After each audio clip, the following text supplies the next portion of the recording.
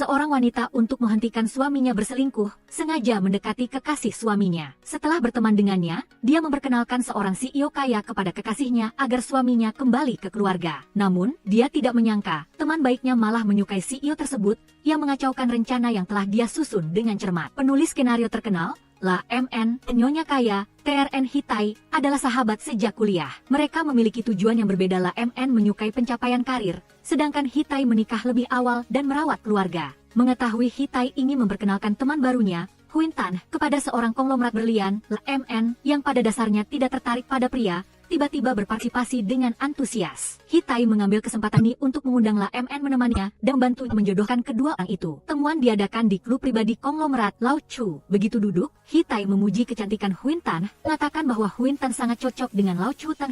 La MN datang terlambat dan mengatakan dia baru saja selesai rapat naskah, ingin makan sesuatu untuk menghilangkan rasa lapar. Lao Chu dan Huin Tan mempercayai perkataannya.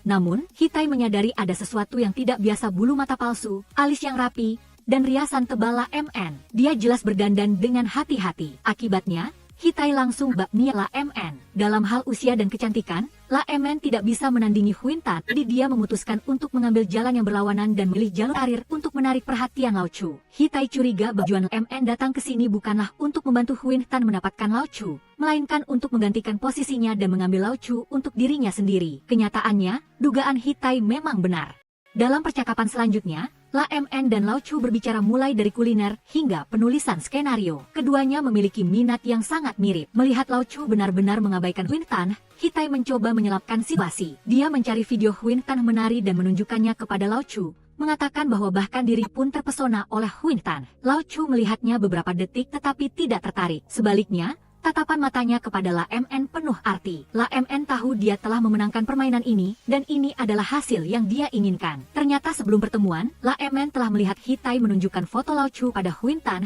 melihat Lao Chu berbakat dan sukses dalam karirnya. La MN diam-diam memiliki niat untuk menarik perhatian Lao Chu. Dia mencari informasi tentangnya secara online, mulai dari universitas, pernikahan, hingga hobinya. Dia melihat semuanya. Dalam situasi inilah dia menyebutkan topik menarik kepada Lao Chu di meja makan, berbicara bolak-balik, menciptakan percikan dengannya. Setelah tes selesai, Lao Chu hanya berjabat tangan dengan La MN dan berjanji akan bertemu lagi lain kali. Rencananya gagal, Hitai marah dan langsung memblokir La MN. Merasa komunikasinya diblokir, La MN menelepon Hitai. Hanya karena Lao Chu, semua kemarahan yang terpendam di dalam hatinya meledak. La MN berpikir Hitai menganggap dia tidak pantas mendapatkan orang yang hebat, karena bagaimanapun juga, sudah ada contoh yang jelas. Tahun itu Hitai menikah. Suami Hitai, TRN Min, ingin memperkenalkan seorang rekan kepada La MN, tetapi Hitai malah mendorong seorang teman wanita lain di depan rekan tersebut, dengan sengaja meninggalkannya di belakang. Ketika rekan dan teman wanita itu keluar untuk berbicara, Hitai dengan antusias memeluknya, memanggilnya sayang. La MN berpikir Hitai ingin menginjaknya, menunjukkan keunggulannya di depannya, dan tidak pernah ingin dia menjadi lebih baik. Hitai menjelaskan dengan nada tersinggung, bahwa pada hari itu La MN bertekad untuk berjuang, tidak ingin menjalani kehidupan sebagai ibu rumah tangga. Sekalipun dia memperkenalkan seorang rekan kepada La MN, dia tetap tidak akan menerima nasibnya. Hitai kemudian balik menanyai La MN. La MN memposting di media sosial bahwa wanita harus menciptakan nilai dirinya sendiri. Tanpa bekerja tidak ada martabat. Apakah pernah memikirkan perasaan seorang ibu rumah tangga penuh waktu? La MN membantah bahwa Hitai terlalu sensitif. Hitai tidak ingin berdebat lagi. Dia langsung mengatakan kepadanya bahwa Lao Chu baru saja berhasil keluar dari pernikahannya. Sama sekali tidak memiliki niat untuk nikah lagi. Tidak memberikan uang, tidak bertanggung jawab, dan tidak menikah adalah sikap Lao Chu. Bagi wanita manapun, pria seperti dia adalah lubang jurang. La MN bingung tidak mengerti. Jika demikian, mengapa Hitai berusaha keras memperkenalkan Lao Chu kepada Huin Tan? Hitai terdiam sejenak lalu mengatakan yang sebenarnya. Suaminya, TRN Min, demi mendekati Huin Tan, dalam 1 bulan telah memberinya lebih dari $5.000 di siaran langsung. La MN sekarang mengerti bahwa Hitai telah merencanakannya dengan cermat, dengan tujuan memperkenalkan saingannya kepada pria yang merupakan lubang jurang itu. La MN kembali bertanya, mengapa Hitai mengajaknya dalam situasi seperti itu. Hitai terus terang mengatakan dia sangat gang. Dan La MN di sisinya, dia merasa lebih santai. Bagaimanapun juga, mereka adalah sahabat terbaik. Kata-kata Hitai membuat La MN teringat masa lalu. La MN saat kuliah menonjol dalam mata kuliah utama. Teman sekamarnya cemburu, sehingga menyebarkan rumor bahwa dia memiliki hubungan tidak senonoh dengan penulis skenario laki-laki. Saat itu, Hitai maju untuk mengkritik teman sekamarnya dan membela reputasinya. Sejak itu, keduanya menjadi sahabat yang tidak terpisahkan. Hitai dengan tulus berkata kepada La MN bahwa dia selamanya tidak akan bisa menyamai bakatnya, tetapi dia tidak cemburu, melainkan akan mengagumi kemampuan La MN. Saat itu La MN juga berjanji di masa depan akan melindungi Hitai dengan sekuat tenaga,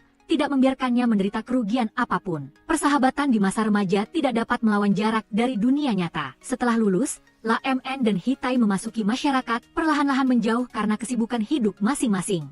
Hingga setengah tahun yang lalu mereka bertemu kembali secara kebetulan. Saat itu, Hitai sudah menjadi wanita kaya, berpakaian mewah, sementara La MN masih juang mati-matian dalam pekerjaannya. Hitai, yang lalu kalah darinya saat sekolah, kini menjadi sosok yang jauh darinya. La MN merasakan kesenjangan besar di dalam hatinya. Dia tahu itu adalah kecemburuan yang ekstrim. Pertemuan kembali ini membantu mereka terhubung lagi. Setiap bulan, La MN datang ke rumah Hitai sekali, menghadiri pesta para ibu rumah tangga kaya. Dia percaya bahwa Hitai bisa menyadari rasa tidak pada tempatnya dan kecemasannya, tetapi Hitai membutuhkannya sebagai latar belakang, jadi dia tidak pernah mengungkapkan kecanggungannya. Keduanya selalu menjaga hubungan yang rumit ini, persis seperti pepatah yang mengatakan bahwa seseorang takut sahabatnya menderita, tetapi juga takut sahabatnya mengendarai mobil mewah.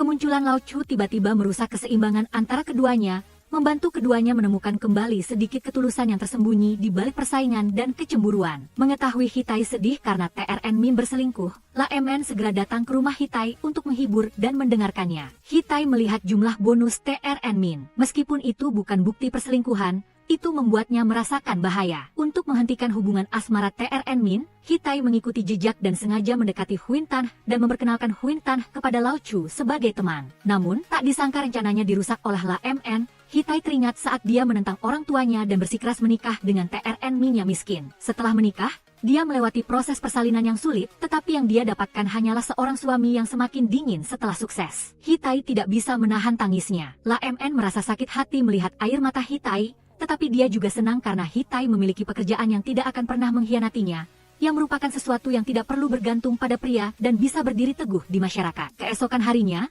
Hitai mengajak La MN mendaftar untuk kursus konseling hubungan. La MN melihat Hitai menggesek kartu senilai $8.000 tanpa berkedip. La MN tidak bisa menahan diri untuk tidak mengatakan bahwa jika hubungan tidak bisa diselamatkan, uang pun tidak akan kembali, tetapi Hitai lebih memperhatikan nilai emosional yang diberikan oleh pihak lain. Dia tahu dia hanya ingin mencari seseorang untuk mendengarkan, karena ada beberapa hal yang sulit diungkapkan di hadapan sahabatnya. Saat Hitai sibuk menyelamatkan hubungannya, La MN menerima pesan dari Lao Chu. Keduanya saling menguji, sama-sama cerdik, dan akhirnya sepakat untuk makan malam bersama. La MN tiba di tempat yang telah ditentukan terlebih dahulu. Dia menulis naskah di lobi hotel. Secara kebetulan, dia berbalik dan melihat suami Hitai, TRN Min, dan Huin Tan datang ke sana untuk berkencan. La MN segera mengirim foto Huin Tan di hotel kepada Hitai. Hitai bergegas ke tempat itu, bahkan di perjalanan dia sudah membayangkan adegan yang penuh gairah antara keduanya.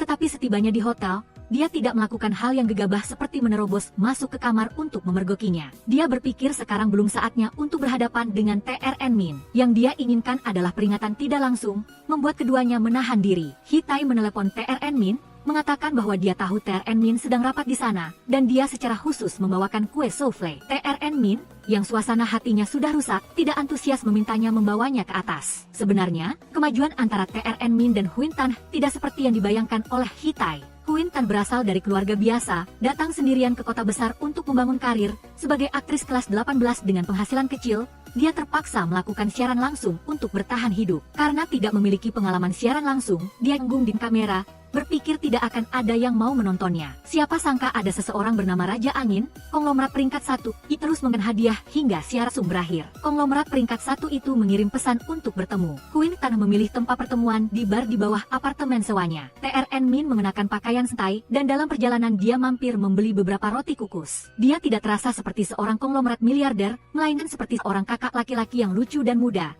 dengan sedikit aura remaja. Saat kecil, Huin Tan setiap hari menyaksikan ayahnya yang berpakaian rapi. Suatu hari, ayahnya berselingkuh dengan seorang wanita kaya, meninggalkan ibu dan dirinya, dan tidak pernah kembali. Oleh karena itu, dia tidak menyukai orang-orang seperti Lao Chu, yang dari ujung kepala hingga ujung kaki mengenakan barang-barang bermerek mewah dan mengeluarkan banyak uang untuk penampilannya. Sebaliknya, orang seperti TRN Min, yang santai, sederhana, dan tidak pamer lebih menarik baginya. Saat bersama TRN Min, meskipun ada sedikit niat untuk menumpang angin dan naik ke dahan yang tinggi, Huin Tan memiliki perasaan terhadap TRN Min. Juga karena itu, setelah beberapa waktu tidak jelas, dia baru setuju untuk bertemu di hotel. Orang dewasa bertemu di kamar hotel, TRN Min yakin Huin Tan mengerti maksudnya. Dia juga tidak bertele-tele menawarkan untuk bersama Huin Tan. Dia meyakinkan jika mereka bersama, dia tidak akan mengganggu hidupnya. Jika Huin Tan menemukan cinta sejati, dia juga tidak akan menghalangi. Bagaimanapun juga, dia memiliki keluarga yang tidak bisa dia tinggalkan. Huin Tan baru tahu bahwa TRN Min sudah punya istri, tetapi mendengar TRN Min berjanji akan memberikan uang dan bantuan dalam hal relasi, dia tidak bisa sepenuhnya menolak pelukan TRN Min. Saat suasana menjadi ambigu, telepon TRN Min tiba-tiba berdering. Terlihat jelas nama pemanggilnya adalah Hitai. Huin Tan tidak menyangka dunia begitu kecil. Awalnya, Hitai mengundangnya ke rumah dan pernah menyebut nama suaminya adalah TRN Min. Namun, dia tidak menyangka TRN Min yang disebutkan Hitai adalah orang yang mendonatkan uang, dan juga pria yang ada di depannya ini. Memahami dengan jelas hubungan antara Hitai dan TRN Min, dia mengatakan bahwa setelah pulang dia akan memikirkan kembali tawaran TRN Min. Pertemuan hari ini berakhir di sini. Huin Tan turun dengan lift. Saat pintu lift terbuka, di luar pintu berdiri Hitai. Huin Tan berbohong bahwa dia datang untuk mencari teman, tetapi saat pintu lift akan tertutup, dia kembali dan dengan malu berkata kepada Hitai bahwa dia tidak datang untuk bertemu teman, melainkan seorang ia. Dia tak tahu pria itu sudah menikah dan meminta maaf karena berbohong tadi. Hitai pergi ke kamar suaminya, melihat selimut dan bantal di tempat tidur sangat rapi, tidak ada jejak kekacauan. Dia diam-diam mengirim pesan kepada La MN, membenarkan bahwa TRN Min dan Huin Tan tidak memiliki hubungan fisik, untuk mendapatkan kembali hati TRN Min. Dia mengingat nasihat dari konsultan hubungan, menggunakan anak-anak sebagai jembatan, untuk mendapatkan kembali keterikatan TRN Min pada keluarga. TRN Min benar-benar mengikutinya pulang. Dia dengan sabar bermain dengan anak mereka. Hitai melihat pemandangan harmonis di depannya dan bersumpah akan melindungi keutuhan keluarganya. Dia mengikuti rencana konsultan, memperhatikan dan merawat TRN Min dengan teliti, bahkan mengupas buah delima dan menyuapkannya ke depan TRN Min. Namun, tindakan ini justru membuat TRN Min membencinya. TRN Min dengan marah mengkritik semua yang dilakukannya. Seperti selalu suka memaksakan moralitas seperti ibunya. Melakukan hal itu hanya membuatnya ingin menjauh darinya. Hitai tidak menjadi dingin karena kebencian TRN Min. Malam itu, dia mengenakan setelan celana jeans hitam yang telah dia siapkan dengan hati-hati, berencana untuk menaklukkan TRN Min dengan tubuhnya. Namun, TRN Min sama sekali tidak tertarik dengan inisiatifnya. Dia mengatakan besok pagi ada rapat, jadi dia harus kembali ke dekat kantor untuk menginap. Melihat punggung TRN Min yang menjauh, Hitai merasa sakit hati dan kecewa, serta merasa tidak berdaya. Saat ini, situasi La MN sangat berbeda dengan Hitai. Dia dan Lao Chu makan malam di restoran mewah. Keduanya mengobrol dengan sangat menyenangkan. Lao Chu dengan tulus mengundangnya pulang untuk menonton film. Meskipun La MN tahu Lao Chu adalah sebuah lubang jurang,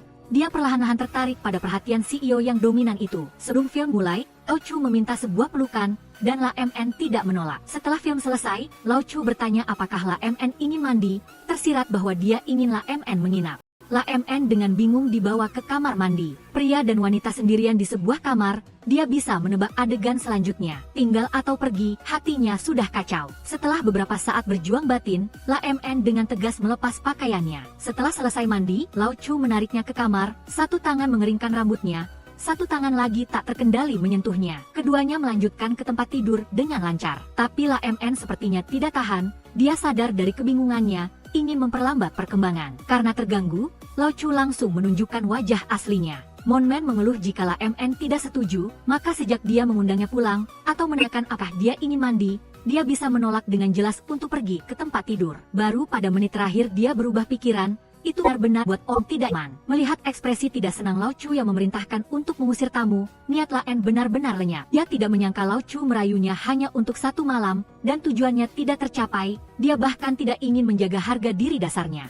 La MN meninggalkan rumah Lao Chu dengan sedih. Hitai, yang dicela oleh TRN Min, sendirian di rumah. Dia melihat pesan di ponselnya dari La MN, yang tertulis butuh bantuan mendesak. Itu adalah saat La MN ragu apakah dia harus menginap di rumah Lao Chu atau tidak. Jadi dia mengirim pesan untuk meminta pendapat sahabatnya. Hitai ingin membalas pesan La MN, menanyakan apa yang terjadi. Namun, mengingat TRN Min belum lama ini memuji La MN yang mandiri dan membangun karir sendiri, di bawah dorongan kuat, dia memilih untuk mengabaikan pesan ini.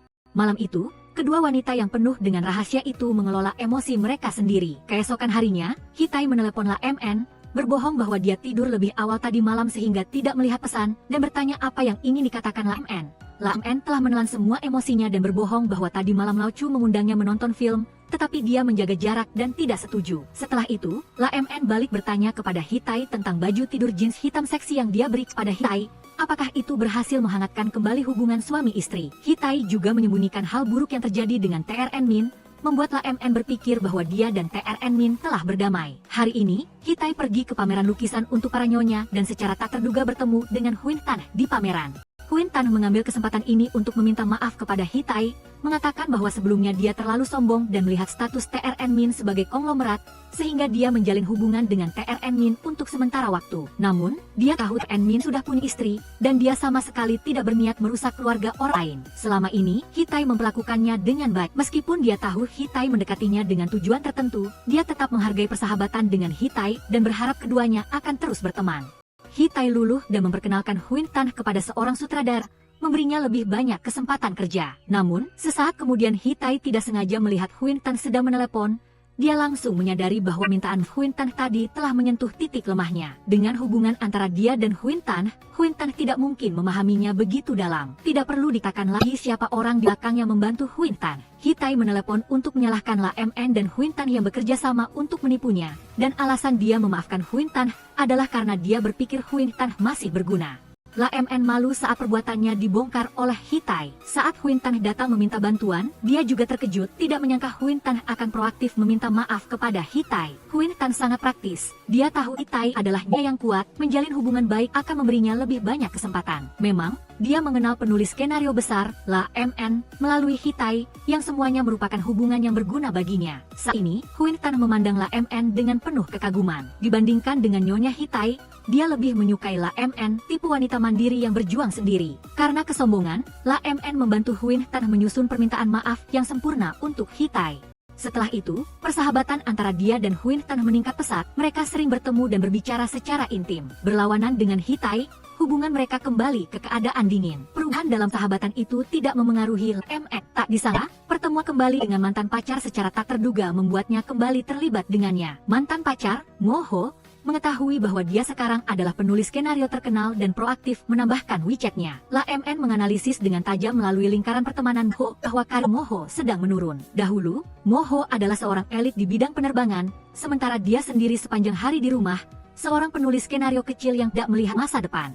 Wu Hao meremehkan pekerjaan Lam En, menyarankannya untuk mengikuti ujian pegawai negeri tetapi tidak berhasil. Jadi dia mengambil inisiatif untuk putus dan dengan cepat bersama orang lain. Sekarang Hao sedang menunggu kesempatan untuk dekatinya. Lam En tentu tahu Wu Hao ingin melalui dirinya untuk menjalin hubungan. Tapi dia memiliki sedikit pikir jahat, ingin menunjukkan kepada Wu Hao bahwa dia berbeda dari sebelumnya. Keesokan harinya Wu Hao tanpa malu-malu mengikuti Lam En ke konferensi pers film. Melihat ada banyak bintang besar di ruangan itu, dia memikirkan cara untuk menjalin koneksi melalui Lam En. Pada saat ini, Lam En tiba-tiba melihat Yo Mo Sun memiliki seorang wanita di sisinya. Konferensi pers berakhir, Yo Mo Sun berinisiatif mengundang Lam En untuk makan. Dengan demikian, malam yang tidak menyenangkan itu telah sepenuhnya membalik lembaran baru. Dia ingin terus berlarut-larut dengan Lam En. KAI-11 tiba-tiba menelepon, mendengar KAI-11 menangis karena putranya jatuh. Dia khawatir dan segera lari, sedang berbicara di telepon. Dia melihat Yo Mo Sun membawa wanita yang tadi turun. Ini membuat Lam En menyadari kemampuan Yo Mo Sun merayu wanita semudah minum air dan makan nasi. Tidak ada yang istimewa baginya. Wu Hao berinisiatif mengantarnya ke rumah sakit. Di jalan dia terus bertanya tentang KA-11 dan Chen Mian. Jelas ingin melatih dirinya untuk terhubung dengan Chen Mian. KA-11 adalah ibu rumah tangga penuh waktu tetapi tidak merawat anaknya dengan baik, menyebabkan anaknya patah tulang. Wu Hao lagi-lagi mencela KA-11 sebagai ibu yang tidak kompeten. Lam En tidak suka orang lain menjelek-jelekan KA-11 di belakangnya, dengan marah menyela Wu Hao. Saat berpisah, Wu Hao mengajak Lam En berlibur, ingin kembali menjalin hubungan lama dengan Lam En. Lam En ingin mengatakan bahwa cinta yang datang terlambat tidak ada harganya. Terlebih lagi, Wu Hao hanya memiliki hitungan, tidak ada perasaan yang dalam. Akhirnya, kata-kata yang dia ucapkan adalah akan mempertimbangkan tawaran Wu Hao. Sebenarnya tidak menganggap Wu Hao serius, Lam En buru-buru lari ke rumah sakit, tidak sengaja dan menabrak seorang dokter muda. Orang itu memintanya untuk meminta maaf, mengingatkannya bahwa ini adalah rumah sakit, jangan lari sembarangan dengan tergesa-gesa. Lam En tidak terlalu memperhatikan dokter yang banyak bicara itu. Baru kemudian ditahu itu adalah kakak sepupu Chen Mian, Fang Zi. Lam En mengantar ibu dan anak KAI-11 pulang, anak-anak lincah, benturan tidak bisa dihindari. Tetapi reaksi KAI-11 terlalu panik, benar-benar sedikit aneh. KAI-11 mengatakan bahwa di hati Chen Mian, anak selalu lebih penting daripada dia. Saat itu dia menunduk melihat ponselnya. Saat mengangkat kepalanya, anaknya sudah jatuh. Dan adegan ini kebetulan dilihat oleh guru les anaknya. Mian dan guru les itu memiliki hubungan. Ketika Chen Mian kembali, guru les itu pasti akan mengadu bahwa dia tidak menjaga anaknya dengan hati-hati. Saat itu Chen Mian pasti akan menyalahkan. Pesawat Chen Mian masih 20 menit lagi darat. Dia harus memikirkan alasan sebelum Chen Mian kembali. Lamen mengerahkan kemampuan menulis skenarionya. Dia menyuruh KAI-11 sebelum guru mengadu, telepon Chen Mian terlebih dahulu, beritahu kabar anaknya jatuh. Menangis dan mengatakan butuh Chen Mian di sisi, lalu menyuruh KAI-11 berpesan pada anaknya untuk mengatakan pada Chen Mian bahwa dia jatuh sendiri. Saat itu guru les ada di samping, KAI-11 tidak ingin melibatkan anaknya dalam masalah ini, akhirnya tidak mengucapkan kata-kata itu pada anaknya. Tidak lama kemudian, Chen Mian buru-buru pulang, masuk kamar memeriksa kondisi putranya. Putranya menceritakan kembali proses jatuhnya, mengatakan bahwa guru les selalu di samping, dan guru les selalu main dengan anak itu. Diam-diam memberinya coklat yang dilarang ibunya, menekankan dengan mengatakan lebih tegang, dan mengungkapkan bahwa guru les ingin menggantikan ibu. Chen Mian keluar dari kamar, memeluk KAI-11 yang penuh rasa bersalah ke dalam pelukannya, mengatakan bahwa anak-anak yang tumbuh sulit menghindari jatuh dan tersandung, tidak perlu menyalahkan diri sendiri. Setelah menghibur KAI-11, Chen Mian mengatakan ada pekerjaan yang belum selesai, dan meninggalkan rumah lagi. KAI-11 tidak menyangka, anaknya malah mengatakan kata-kata itu pada Chen Mian untuk membantunya menyingkirkan saingan. Dia menyalahkan dirinya sendiri bukan ibu yang baik, membiarkan anaknya yang sensitif mencari hal-hal kotor orang dewasa. Dia mengejek dirinya sendiri seperti pemadam kebakaran, hampir setiap hari memadamkan api untuk suaminya. Tetapi dia menyingkirkan satu orang, ada tak terhitung wanita lain yang muncul.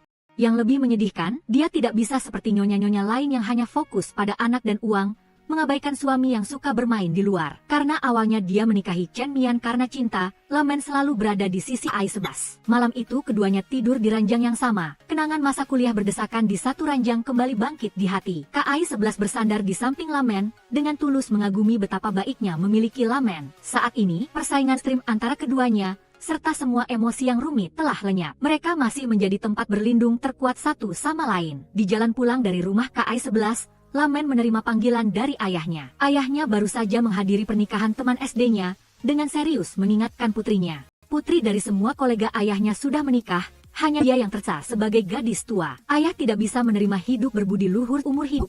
Pada akhirnya malah menghadapi risiko kepunahan garis keturunan. Lamen dengan marah mengeluh, dibandingkan dengan orang muda yang menumpang pada keluarga, dia mandiri sejak kuliah, mencapai prestasi seperti sekarang. Dia sangat puas dengan dirinya sendiri. Namun ayahnya mempertanyakan Lamen, jika dia sangat hebat, mengapa tidak ada pria yang menginginkannya? Dia juga menyuruhnya belajar dari KAI-11, yang mengurus keluarga. Lamen baru saja dimarahi oleh ayahnya. Berbalik dalam pekerjaan, dia diminta oleh pelanggan, karakter utama wanita dalam skenario harus kuat, optimis, tidak boleh menunjukkan emosi lemah. Sifat Lamen langsung meledak, dia merasa masyarakat saat ini terlalu ketat menuntut wanita. Harus kuat, harus cantik, harus punya karir, dan juga harus menikah, punya anak satu langkah selesai. Menghadapi suasana sosial yang begini begitu, wanita mana yang tidak khawatir, anak pernikahan dari ayahnya membuat Lamen kesal. Malam itu dia menerima panggilan video dari Wu Hao. Wu Hao sedang mengajak anjingnya jalan-jalan, jadi dia menunjukkan padanya anjing yang pernah mereka pelihara bersama. Mengambil kesempatan saat dia mengenang masa lalu, dia mengajaknya ke rumah untuk mengunjungi anjingnya. Lamen mengira meskipun karir Wu Hao saat ini sedang menurun, dia juga sedikit haus akan ketenaran yang sia-sia. Tetapi secara adil, Wu Hao masih lebih unggul dari kebanyakan pria di luar sana, ditambah lagi dengan tekanan pernikahan dari ayahnya. Dalam situasi ini, dia setuju untuk pergi ke rumah Wu Hao mengunjungi anjing dan makan malam bersama orang tua Wu Hao. Setelah makan malam, keduanya berjalan-jalan dengan anjing. Wu Hao mengambil kesempatan untuk memegang tangannya. Lamen dengan mentalitas menerima kenyataan tidak menolak. Ketika Wu Hao mengantarnya pulang, dia secara resmi mengajukan ide untuk memulai kembali. Lamen ragu-ragu, dia segera mengajak KAI-11 dan Zhong Qingcheng makan malam. Meminta pendapat keduanya, KAI-11 berpendapat bahwa Wu Hao tidak dapat dipercaya, menyarankannya untuk mencari pria yang baik. Nanti meskipun gairah menjadi kekerabatan, pihak lain tetap bertanggung jawab kepada keluarga. Kata-kata KAI-11 membuat Lamen melihat kembali Wu Hao. Dia ingin tahu alasan mengapa Wu Hao dan mantan pacarnya putus. Maka dia melacak menemukan akun media sosial mantan pacarnya. Ingin mencari petunjuk Cil, tanpa sengaja menekak mantan pacar langsung mengirim pesan untuk bertemu. Lamen dari Wu Hao tahu Wu Hao adalah orang yang mengajukan perpisahan terlebih dahulu. Tetapi mantan pacar mengatakan telah melihat pesan Lamen dan Wu Hao. Kebetulan dia juga ingin putus, jadi dia membantu Wu Hao. Kata-kata mantan pacar dan Wu Hao berbeda. Meskipun demikian, Lamen masih bersedia memberikan kesempatan untuk saling mengenal lagi. Dia setuju dengan ajakan Wu Hao bergabung dengan reuni rekan kerja dia. Di tengah pesta, dia pergi ke kamar mandi, tiba-tiba melihat Wu Hao mengunggah foto bersama sutradara di media sosial. Memanggil sutradara sebagai saudara, mengucapkan semoga filmnya laris. Tetapi Lamen tahu, saat itu sutradara hanya kena menghormatinya, dengan enggan mengambil foto dengan Wu Hao. Tindakan Wu Hao buatnya merasa tidak nyaman, tetapi dia tidak menyangka hal yang lebih buruk masih ada di belakang. Keluar dari kamar mandi, dia mendengar Wu Hao sedang membual, memamerkan Lamen yang bekerja lepas. Setelah menikah bisa merawat anak dan mencari uang, orang yang serbaguna, sangat berga. Lamen tidak bisa tahan langsung menerobos keluar dan memarahi Wu Hao tidak tahu malu. Dia dengan tegas memutuskan hubungan dengan Wu Hao yang mengejarnya, meminta Wu Hao untuk tidak muncul di depannya lagi. Jika hanya akan membuatnya merasa sial, sedih jadi Lamen lari ke bar untuk melepaskan penat. Dia mengirimkan ke KI-11 untuk datang bersama. Tidak menyangka belum lihat KI-11 tetapi malah bertemu Yo Mo-jun. Dia menangis di depan Yo Mo-jun bahwa dunia ini tidak adil bagi wanita. Pria hanya peduli pada karir. Wanita selain melahirkan dan merawat keluarga, juga harus mencari uang. Yo Mo-jun melihatnya sudah mabuk, mengambil barang-barangnya, mengajaknya pulang ke rumahnya lagi. Mengenai Yo Mo-jun datang ke bar, itu juga karena KI-11. Baru-baru ini KI-11 bertemu para nyonya. Para nyonya mengeluh selera pria sekarang sangat berbeda dari dulu. Awalnya, pria kuno suka yang muda dan cantik, wanita dengan dada besar, pinggang ramping. Kemudian, pria kaya menghabiskan uang untuk emosi. Ada yang mencari artis, ada yang mencari dewi. Tetapi sekarang pria-pria ini mulai menyukai wanita karir yang setara dengan mereka. Kata-kata ini membuat KI-11 khawatir. Dia takut wanita tanpa pekerjaan seperti dirinya, pada akhirnya akan dibenci oleh Chen Mian. Dia pertama kali memiliki niat untuk bekerja. Ketika dia kebetulan bertemu Yo Mo-jun di gym, dia bertanya pada Yo Mo-jun jika ingin memulai bisnis, bidang apa yang baik untuk dipilih. Yo Mo-jun langsung memberikan tawaran, mengundangnya ke perusahaan investasinya, mengatakan bahwa dia menghargai pengalaman hidupnya dan pengalaman yang kaya dalam hidup. Semoga dia memikirkan tawarannya dengan matang. Saat ini KI-11 tiba-tiba menerima pesan dari Lamen mengajak minum. Dia berpamitan dengan Yo Mo-jun, tetapi Yo Mo-jun meminta untuk memberikan kesempatan bertemu Lamen padanya. Lamen lagi-lagi mengikuti Yo Mo-jun pulang. Yo Mo-jun memintanya mandi terlebih dahulu. Masih formula yang sama, masih trik yang sama, tapi kali ini Lamen tidak ragu melangkah ke kamar mandi. Tetapi sayangnya, menstruasinya tiba-tiba datang di awal, mengganggu hubungan romantis keduanya. Lamen berbaring di tempat tidur besar Yo Mo-jun, bertanya pada Yo Mo-jun mengapa dia mengusirnya terakhir kali. Yo Mo-jun terus terang mengatakan, dia tidak bisa memberikan Lamen hubungan yang dalam dan stabil. Namun Lamen membutuhkan cinta yang tulus dan nyata. Lamen dengan tidak rela bertanya jika begitu mengapa Yo Mo-jun merayunya. Yo Mo-jun merasa Lamen adalah wanita yang menarik, jadi dia berkata tidak tega memutuskan hubungan di antara mereka, tapi tidak ingin bertanggung jawab. Lamen curhat, dia mendambakan menjadi wanita sukses, tetapi terkadang juga memiliki pemikiran biasa. Hidup makmur, Yo Mo-jun dengan lembut menyeka air mata di sudut matanya, melihat wajahnya yang tertidur pulas, tidak bisa tidak merasa sedikit kasihan. Keesokan paginya Yo Mo-jun bangun, menemukan Lamen telah mengubah ruang tamu menjadi ruang rapat dan menyuruhnya membuatkan sarapan untuknya.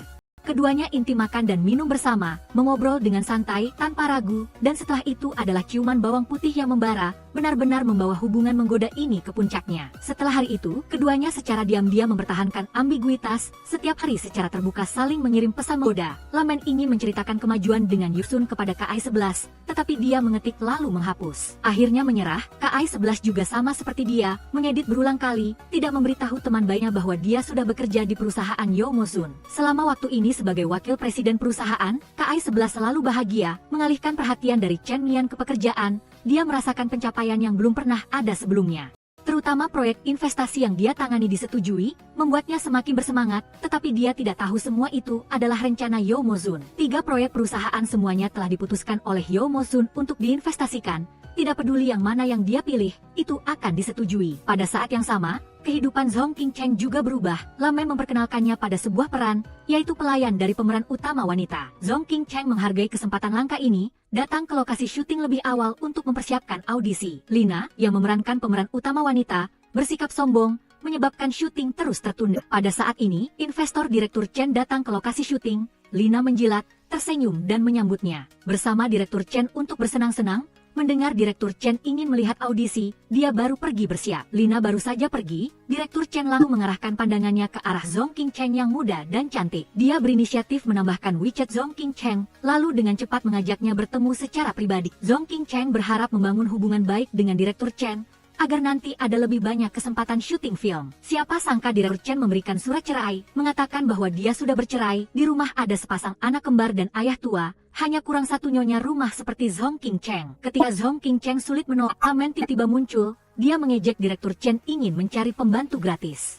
Direktur Chen dan Lamen adalah kenalan lama, dia pura-pura tidak mendengar ejekan Lamen, dan mulai berbicara tentang skenario dengan Lamen. Zhong Qingcheng ingin mengambil kesempatan untuk pergi, tetapi Direktur Chen bersikeras nahannya. Saat ini Yo Mo-sun, yang memiliki ji dengan Men, juga datang. Yo Mo-sun juga mengenal Direktur Chen, tetapi tidak menganggap serius pihak lain. Untuk membantu Lamen dan Zhong Qingcheng keluar dari situasi ini, dia hanya bisa dengan enggan duduk. Direktur Chen bisa merasakan sik Yo Mo-sun terhadapnya. Untuk membalas, dia mengatakan Yo Mo-sun dan Lamen sangat cocok, bertanya hubungan apa yang mereka miliki. Lamen dengan antusias melihat ke arah Yo Mo-sun. Namun Yo Mo-sun tidak memberikan jawaban. Di bawah desakan Direktur Chen, Yo Mo-sun mempertimbangkan lalu menjawab, dia dan Lamen sedang berkencan. Lamen sangat puas dengan jawaban ini. Pesta berakhir, keduanya berpelukan kembali ke rumah Yo Mo-sun, tidak sabar lagi dan bermesraan. Kali ini Lamen akhirnya meleringan, sepenuhnya menyerahkan diri. Tengah malam Yo Mo-sun menemukan Lamen demam, merawat Lamen sepanjang malam dengan penuh perhatian. Keesokan paginya bangun lebih awal memasak bubur dan sup. Lamen melihat bayangannya yang sibuk, di dalam hatinya timbul sedikit rasa manis dan haru, semakin hari semakin tergugah olehnya. Saat bertemu KI-11, Lamen tidak bisa menahan diri untuk berbagi tentang Yo Mo-sun. Meskipun Yo Mo-sun adalah lubang tanpa dasar, keduanya mungkin tidak memiliki hasil, tetap sekarang Lamen hanya ingin menikmati cinta. Bagaimanapun, Yo Mo-sun adalah pria terbaik yang pernah dia ajak berhubungan. KI-11 mengerti pilihan Lamen, juga ingin mengatakan bahwa dia datang bekerja di perusahaan Yo Mo-sun, tetapi belum sempat berbicara. Chen Mian tiba-tiba kembali dengan wajah suram, memerintahkan KI-11 untuk naik ke atas bersamanya. Ternyata Chen Mian dan Yo Mo-sun bertemu di lapangan bola, keduanya adalah pesaing. Chen Mian sengaja menelepon investor yang juga ingin diraih Yo Mo-sun, memamerkan hubungan dekat dengan investor. Yo Mo-sun sengaja bertanya pada Chen Mian di depan investor, apakah KI-11 menyukai pekerjaan saat ini? Melihat Chen Mian bingung, dia mengejek Chen Mian bahkan tidak tahu istrinya bekerja di luar, membuat Chen Mian kehilangan muka depan investor. Chen Mian melampiaskan semua amarahnya pada istrinya, memarahi KI-11 sebagai rekan tim yang buruk, membantu Yo Mo-sun menghadapi dia. KI-11 merasa terhina dan menjelaskan, dia tidak tahu ada hubungan persaingan antara suaminya dan Yo Mo-sun, berjanji akan segera berhenti bekerja. Lamen yang berada di ruang tamu mendengar pertengkaran suami istri itu. Setelah Chen Mian pergi, Lamen mempertanyakannya, mengapa dia tidak memberitahunya bahwa dia bekerja di perusahaan Yo Mo-sun? Yo Mo-sun adalah pria yang cerdas. Jika tidak memiliki tujuan, tidak akan pernah mempekerjakan ibu rumah tangga yang terbelakang dari masyarakat. KI-11 merasa tersakiti oleh kata-kata Lamen, membalas bahwa ketika tidak percaya diri, tidak ingin diguyur air dingin. Sama seperti Lamen yang tidak langsung memberitahu dia tentang hubungannya dengan Yo Mo-sun. Karena takut dia akan diguyur air dingin, dia juga memiliki suasana hati yang sama. Lamen mencoba menjelaskan, dia hanya tidak ingin melihat KI-11 dimarahi oleh Chen Mian. KI-11 sedang sangat marah, bersumpah tidak akan membiarkan dirinya dimanfaatkan oleh Yo Mo-sun lagi. Sebaliknya, Lamen harus berhati-hati agar tidak ditelan oleh Yo Mo-sun. Keduanya ingin yang terbaik untuk satu sama lain, tetapi tidak ada yang mau mengalah. Kata-kata penuh duri, mekai teman terpentingnya. Lamen dengan bergegas ke rumah Yo Mo-sun, memarahi Yo Mo-sun sebagai pengusaha tidak bermoral, menyebabkan KI-11 dimarahi habis-habisan oleh Chen Mian. Dan dalam rencana ini, Yo Mo-sun tidak pernah memikirkan perasaan dan posisi dia. Yo Mo-sun tidak ingin mereka berdua bertengkar karena orang lain, mencoba menenangkan Lamen dan menikmati dunia pribadi mereka. Melihat dia tidak mau berhenti, bersikeras menuntut penjelasan. Dia dengan tegas membuka pintu dan memerintahkan untuk mengusir tamu. Lamen menyatakan, mulai sekarang tidak akan pernah menginjakan kaki di wilayah Yo Mo-sun, dan yang memasnya adalah pintu yang tertutup dengan keras.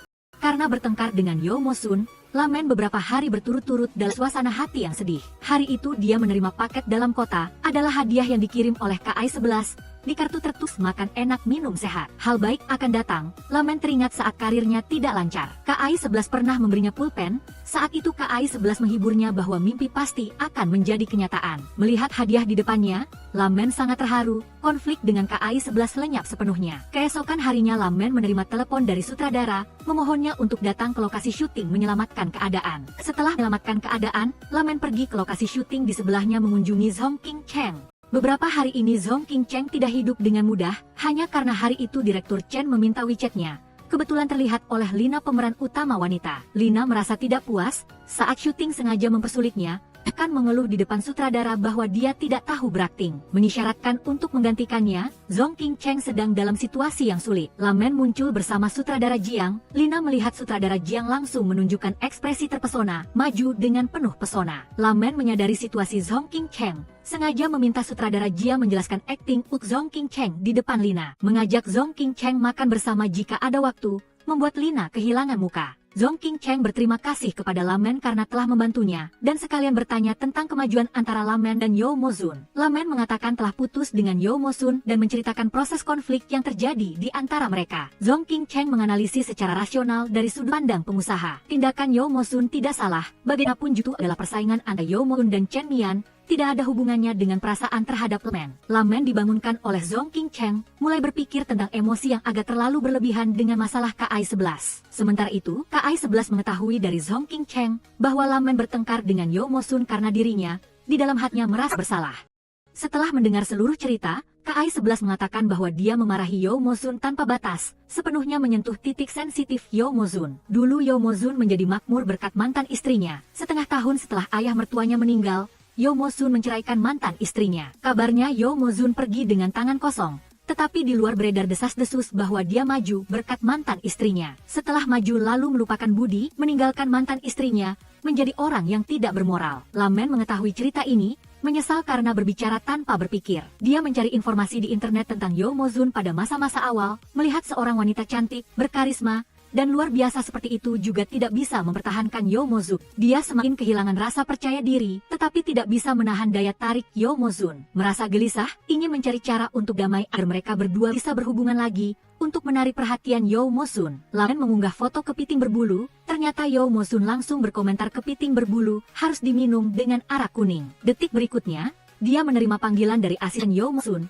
memintanya turun ke bawah mengambil arak kuning. Ketika dia turun, melihat Yo Mo-sun sedang berdiri di pintu, Yo Mo-sun sengaja mengajaknya turun untuk membujuknya agar ikut pulang dengannya makan kepiting berbulu, minum arak kuning. Kedua masuk rumah langsung membara gairah. Hal yang tidak menyenangkan benar-benar terbalik, yang juga sedang tenggelam dalam angin musim semi yang hangat, adalah KI-11. Sejak putranya Tao hanya berada di lengannya, Chen Mian berinisiatif pulang untuk makan malam, dan mengundang Ki-11 untuk berpartisipasi dalam acara amal keluarga. Di acara tersebut, pemain cello yang dijadwalkan tidak dapat hadir, sehingga panitia buru-buru mencari pengganti. Untungnya, KI-11 tahu cara bermain cello, didorong oleh Chen Mian. KI-11 naik ke atas panggung, melihatnya bermandikan cahaya, seindah lukisan. Chen Mian mengingat kembali saat KI-11 bermain di perguruan tinggi, karena itulah ia jatuh cinta pada pandangan pertama. Kenangan masa lalu membangkitkan kembali gairah lama Chen Mian. Malam itu, mereka tidur berpelukan, selembut air. KI-11 memandangi Chen Mian yang sedang tidur, hatinya dipenuhi dengan kepuasan yang tak terbatas, berharap bisa terus bahagia seperti ini bersama Chen Mian. Sementara itu, Lao Yo bangun pagi untuk meminta maaf kepada Lu Men, menyalahkan dirinya sendiri karena mengabaikan perasaannya saat bersaing dengan Chen Mian. Lu Men juga introspeksi diri karena terlalu emosional, mengucapkan kata-kata yang menyakiti Lao Yo. Setelah meminta maaf, keduanya membicarakan hubungan mereka. Lao Yo tidak bisa menggunakan kata pacar untuk mendefinisikan Luo Men. Perbedaan usia adalah masalah bagi mereka berdua. Ia berharap Luo Men bisa memanfaatkan masa mudanya untuk mengalami banyak hubungan. Luo Men langsung mengatakan bahwa ini adalah tanda dari pengabaian tanggung jawab. Lao Yo mengungkapkan pendapatnya. Orang sering terbiasa menganggap kontrol dan kepemilikan sebagai cinta. Luo Men merasa perkataan Lao Yo adalah semacam pencucian otak berkualitas tinggi. Ia merasa ada yang salah, ingin membantah, tetapi tidak tahu di mana letak kesalahannya. Luo Men dan Lao Yo melanjutkan hubungan ini. Lao Yo hanya berdinas berhari, sudah buru-buru mencari Luo Men begitu kembali. Luo Men juga dengan cepat berlari ke dalam pelukan pasangannya. Keduanya intim tanpa mulik sekitar. Sedangkan KI-11, setelah merasakan dunia kerja, tidak rela kembali menjadi ibu rumah tangga. Ia menyuruh Luo Men dan King Cheng untuk berdiskusi. Jika ingin memulai bisnis, dari mana harus memulai? Luo Men merasa ia tidak bisa meninggalkan keluarga, menempatkan seluruh fokus pada pekerjaan. Jika demikian, lebih baik di rumah saja dan tenang. Saat itu, asisten rumah tangga datang bertanya pada KAI-11 cara memasak ikan mas. KAI-11 menjelaskan langkah-langkahnya dengan jelas. Penampilan profesional dan percaya dirinya membuat Luo Men dan King Cheng terkesan. Hal ini juga buat Luo Men membantunya memikirkan jalan yang seimbang antara keluarga, yaitu menjadi blogger kuliner. Luo Men mengandalkan naluri tentang internet, menyuruhnya untuk tidak menunjukkan wajah saat syuting, secara tidak sengaja menunjukkan villa, menciptakan kesan misterius, rendah hati, dan memicu rasa penasaran warganet. Dengan bantuan Luo Men dan King Cheng, juru kamera dengan cepat berada di posisinya.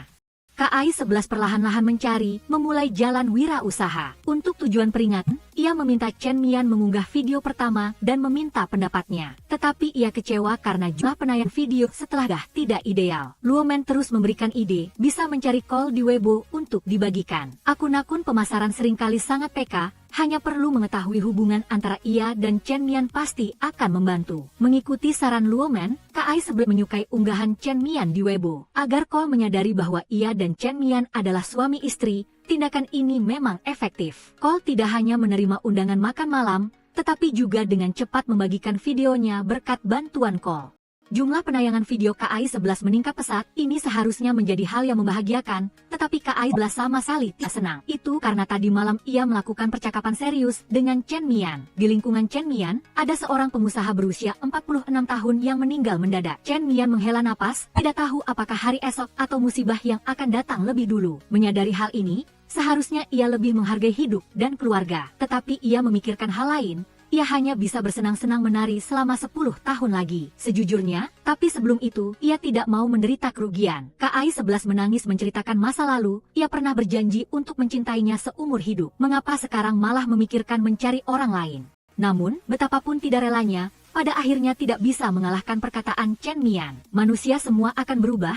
KAI-11 tidak ingin menceritakan hal-hal buruk dalam pernikahannya. Luo Men diam-diam berada di samping.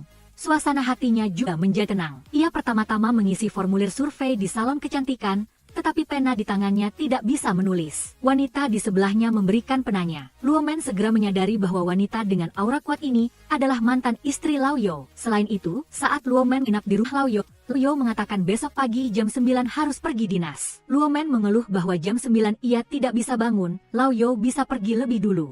Lao Yo bersikeras menyuruhnya bangun pagi dan meninggalkan rumah, mengatakan bahwa ia tidak tahan ada orang asing di rumah. Bahkan ibu kandungnya datang pun harus menginap di hotel. Seketika itu juga, Luo Men merasakan kesedihan dan ketidakberdayaan yang mendalam. Bersamaan dengan Kencan dan Negim, ia tidak bisa lagi seperti di awal. Mempertahankan sikap santai, menikmati hubungan mereka pada saat yang tepat. Keesokan harinya, Luo Men mengajak King Cheng untuk merayakan ulang tahun sahabatnya, Sutradara Jiang. Sutradara Jiang yang sudah bercerai tidak bisa berhenti menemani King Cheng yang cantik. Dalam perjalanan pulang, King Cheng menyadari Sutradara Jiang sangat butuh ke toilet. Rumahnya yang paling dekat. Untuk membantu Sutradara Jiang, ia mengundang keduanya ke rumahnya untuk minum teh. Siapa sangka, begitu sampai di lorong, ketiganya sudah dikelilingi oleh beberapa preman. Mereka berteriak, meminta King Cheng menyerahkan jam tangan yang diambil dari kakak senior. King Cheng dan Luo Men bekerja sama, telah merekam video orang-orang yang melontarkan kata-kata kotor, mengancam mereka jika tidak pergi, akan melaporkannya. Setelah berhasil mengusir mereka, Luo Men bertanya pada King Cheng sebenarnya apa yang telah ia perbuat. Saat ini, teman sekamar King Cheng keluar untuk meminta maaf. Ternyata teman sekamarnya menggunakan nama King Cheng untuk melakukan penipuan di luar, dan mencuri jam tangan kakak senior itu. Setelah meminta maaf, teman sekamar membereskan barangnya dan pulang ke kampung halaman, juga menyarankan King Cheng untuk segera pindah dari sini. Agar terhindar dari masalah dengan preman-preman itu, Luo Men bersiap membawa King Cheng ke rumahnya. Saat ini, KAI-11 juga buru-buru datang. Tadi Luo Men yang menyimpan video telah mengirimkannya ke KAI-11. KAI-11 yang tidak tahu apa-apa mengira mereka ada masalah, tidak hanya segera datang tetapi juga menelepon polisi. Setelah membatalkan laporan polisi, ketiganya pulang ke rumah Luo Men untuk minum. King Cheng curhat tentang perjuangan bersama teman sekamarnya di kota asing, saat menemani, tidak menyangka malah jatuh ke dalam situasi ini. Mungkin suatu hari nanti, ia juga akan seperti teman sekamarnya, kembali ke kampung halaman dengan lesu. Perasaannya meluap. Luo Men juga menceritakan hubungan canggungnya dengan Lao Yo. KAI-11 mengulangi kata-kata buruk Chen Mian, seolah sebagai jawaban atas perasaan Luo Men. Setiap orang memiliki kekhawatirannya sendiri. Untungnya ada teman di sisi mereka untuk membantu melepaskan emosi. Setelah KAI-11 pergi, King Cheng menanyakan detail tentang Luo Men dan Lao Yo. Luo Men mengatakan ia sepertinya selalu dipimpin oleh Lao Yo dalam posisi pasif. King Cheng menyarankan bahwa semakin proaktif terhadap pria, semakin mereka menjadi sombong dan bisa mengubah arah. membiarkan Lao Yo yang harus merayunya. Berkat saran King Cheng, Luo Men menemukan arah baru. Tepat saat foto ulang tahun sutradara Jiang diunggah oleh paparazzi ke internet, menjadi trending. Ia pada awalnya tidak peduli, tidak disangka Lao Yo malah tidak sabar lebih dulu, berinisiatif mengundangnya datang ke rumah untuk makan. Di tengah makan, Luo Men menerima telepon dari sutradara Jiang, meminta bantuannya secara mendesak tentang naskah. Luo Men buru-buru makan beberapa suap nasi lalu bersiap pergi mencari sutradara Jiang. Lao Yo cemburu dan bersikeras ikut. Luo Men dan sutradara Jiang mendiskusikan alur cerita. Sementara itu, keduanya secara spontan memerankan adegan menggoda antara pemeran utama pria dan wanita, memperpanjang alur cerita. Lao Yo benar-benar tidak tahan, berdiri dan mengingatkan duanya bahwa hari sudah malam. Pekerjaan yang tersisa bisa dilanjutkan besok. Luo Men mengusirnya pergi lebih dulu. Lao Yo bangkit dan pergi. Sebenarnya ia tidak pulang ke rumah tetapi duduk di dalam mobil menunggu Luo Men selesai bekerja. Luo Men merasa senang, bersandar di bahu Lao Yo, tampak seperti burung kecil yang bersandar pada orang. Keesokan paginya, Luo Men kembali mencari sutradara Jiang. Lao Yo tidak bisa menahan cemburu, mengeluh bahwa Luo Men dan sutradara Jiang terlalu dekat. Luo Men memanfaatkan kesempatan untuk menuduhnya. Lao Yo tidak pernah mengajaknya bertemu teman-temannya.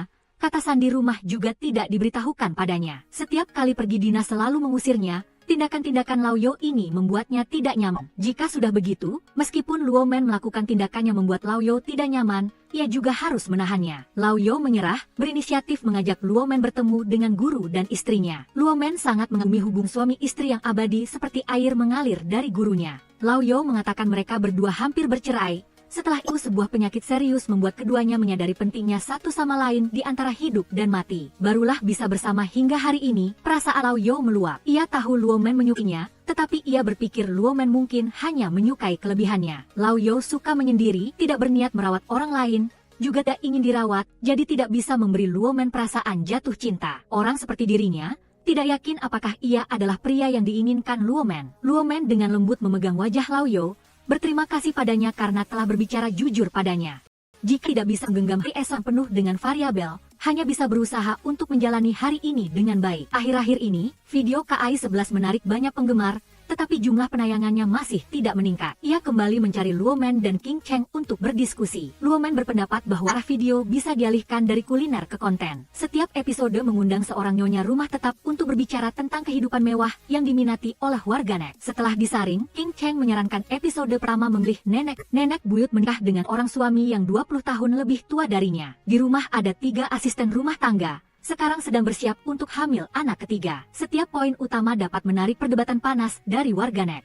KAI11 khawatir nenek buyut tidak mau tampil di depan kamera, takut menjadi bahan gosip orang lain. King Cheng menganalisis, nenek buyut pasti tahu bagaimana opini publik menilainya, tetapi sayangnya biasa tidak ada kesempatan untuk menjelaskan. Pas sekali bisa memanfaatkan video KAI11 untuk menghapus label yang melekat padanya. Luo Men memuji analisis King Cheng yang sangat tepat. Dibandingkan dengan nenek buyut, ia lebih ingin mengundang Li Wei An yang sedang populer baru-baru ini. Kisah drama orang ini bisa dibandingkan dengan serial TV. Li Wei An adalah anggota dari lingkaran nyonya rumah KAI11. Tahun itu ia menjadi orang ketiga, menikah dengan seorang pria yang jauh lebih tua.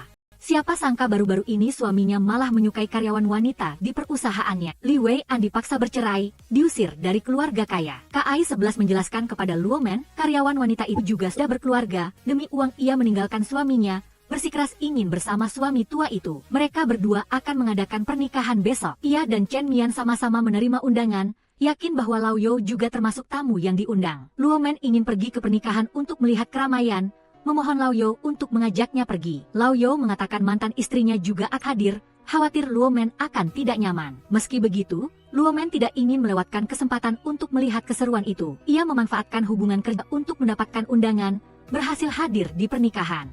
Melihat Lao Yo di depan, Luo Men tidak bisa berhenti memandangi Lao Yo. Saat ini, mantan istri Lao Yo muncul di sampingnya. Mantan istri tahu Luo Men sedang berkencan dengan Lao Yo, dan katakan beberapa hal tentang Lao Yo. Mantan istri tidak segan-segan memuji Lao Yo tampan dan tulus berharap Lao Yo bahagia. Luo Men tidak tahu bagaimana harus membalas. Untungnya, mantan istri dipanggil pergi, membantu Luo Men lolos dari situasi canggung. Saat ini, KAI11 dan King Cheng juga sedang canggung. KAI11 tahu Chen Mian benci mengenakan jas untuk menghadiri acara tidak penting. Jadi ia berpikir Chen Mian tidak akan menghadiri pernikahan Pak Tua. Jadi ia mengundang King Cheng untuk ikut. sekalian memperkenalkan King Cheng pada beberapa orang di industri film dan televisi, tetapi tidak disangka Chen Mian juga ingin menonton drama di pernikahan. Tepat saat ini, King Cheng sudah sampai di pintu rumah. Ketika orang itu naik satu mobil, KA11 dan King Cheng merasa tidak nyaman. Chen Mian sudah menduga di dalam hatinya, ia mengetahui proses bagaimana mereka berdua berkenalan. Ia tidak senang karena KA11 mengikuti dan merencanakannya untuk memecah belah hubungan mereka berdua. Ia mengatakan kepada King Cheng, KA11 mengenal seorang manajer yang sangat hebat di industri hiburan. Entah mengapa tidak memperkenalkannya kepada King Cheng. King Cheng tidak menerima hasutan darinya, mengatakan bahwa KA11 telah membantunya memperkenalkan, sedang dalam proses menghubungi tempat acara pernikahan. King Cheng tiba-tiba bertemu mantan pacarnya yang menjadi pendamping pengantin pria. Mantan pacar mengejeknya membeli undangan di platform barang bekas, datang ke pernikahan untuk mencari perhatian. Luo Men dan KAI11 segera membela, mengusir mantan pacar yang tidak berpendidikan itu. Pernikahan resmi dimulai, melihat mempelai pria dan ayah mempelai wanita sebaya. Semua orang di bawah berbisik-bisik. Di bagian sumpah, mantan istri pria tua itu, Li Wei An tiba-tiba muncul. Li Wei An mengabaikan tatapan aneh semua orang, bergegas ke panggung dan menuntut agar putranya dikembalikan kepadanya. Ternyata suami tua itu telah menggunakan trik. Mendapatkan surat keterangan Li Wei An menderita penyakit mental, dari situ ia memenangkan hak asuh anak. Setelah bercerai, ia tidak mengizinkan Li Wei An bertemu putranya. Li Wei An ribut menuntut untuk bertemu putranya.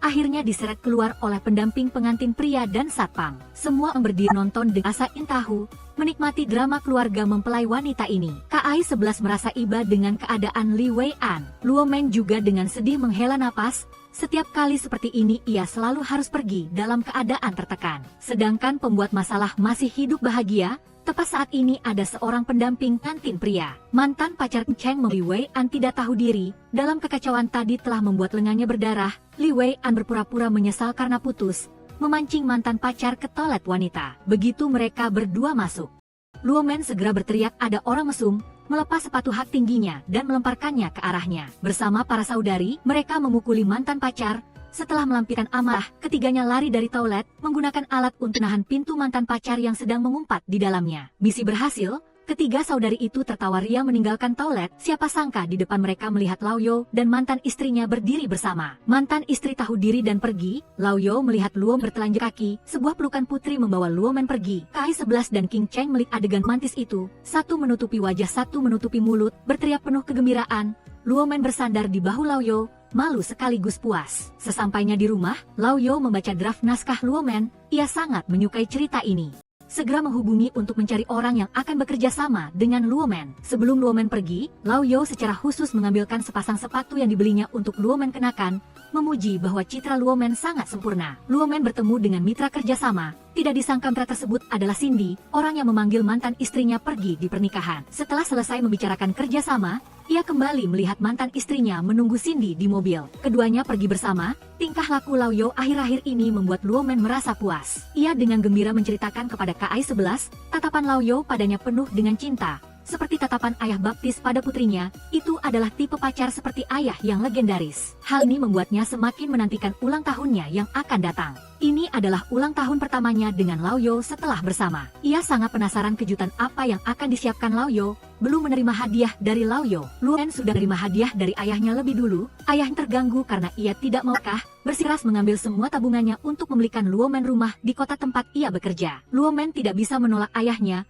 terpaksa harus mulai mencari rumah. Luo Men mengeluh kepada Lao Yo tentang keuangannya yang terbatas. Tidak cukup uang untuk membeli rumah besar, hanya bisa membeli rumah tua kecil. Lao Yo menghibur bahwa membeli rumah tidak perlu terburu-buru, kemudian membuka sebutin anggur untuk mengubah suasana hati. Dibandingkan dengan kedamaian mereka berdua, KAI11 malah mengalami masalah. Ternyata KAI11 memperkenalkan seorang pengacara kepada Li Wei An.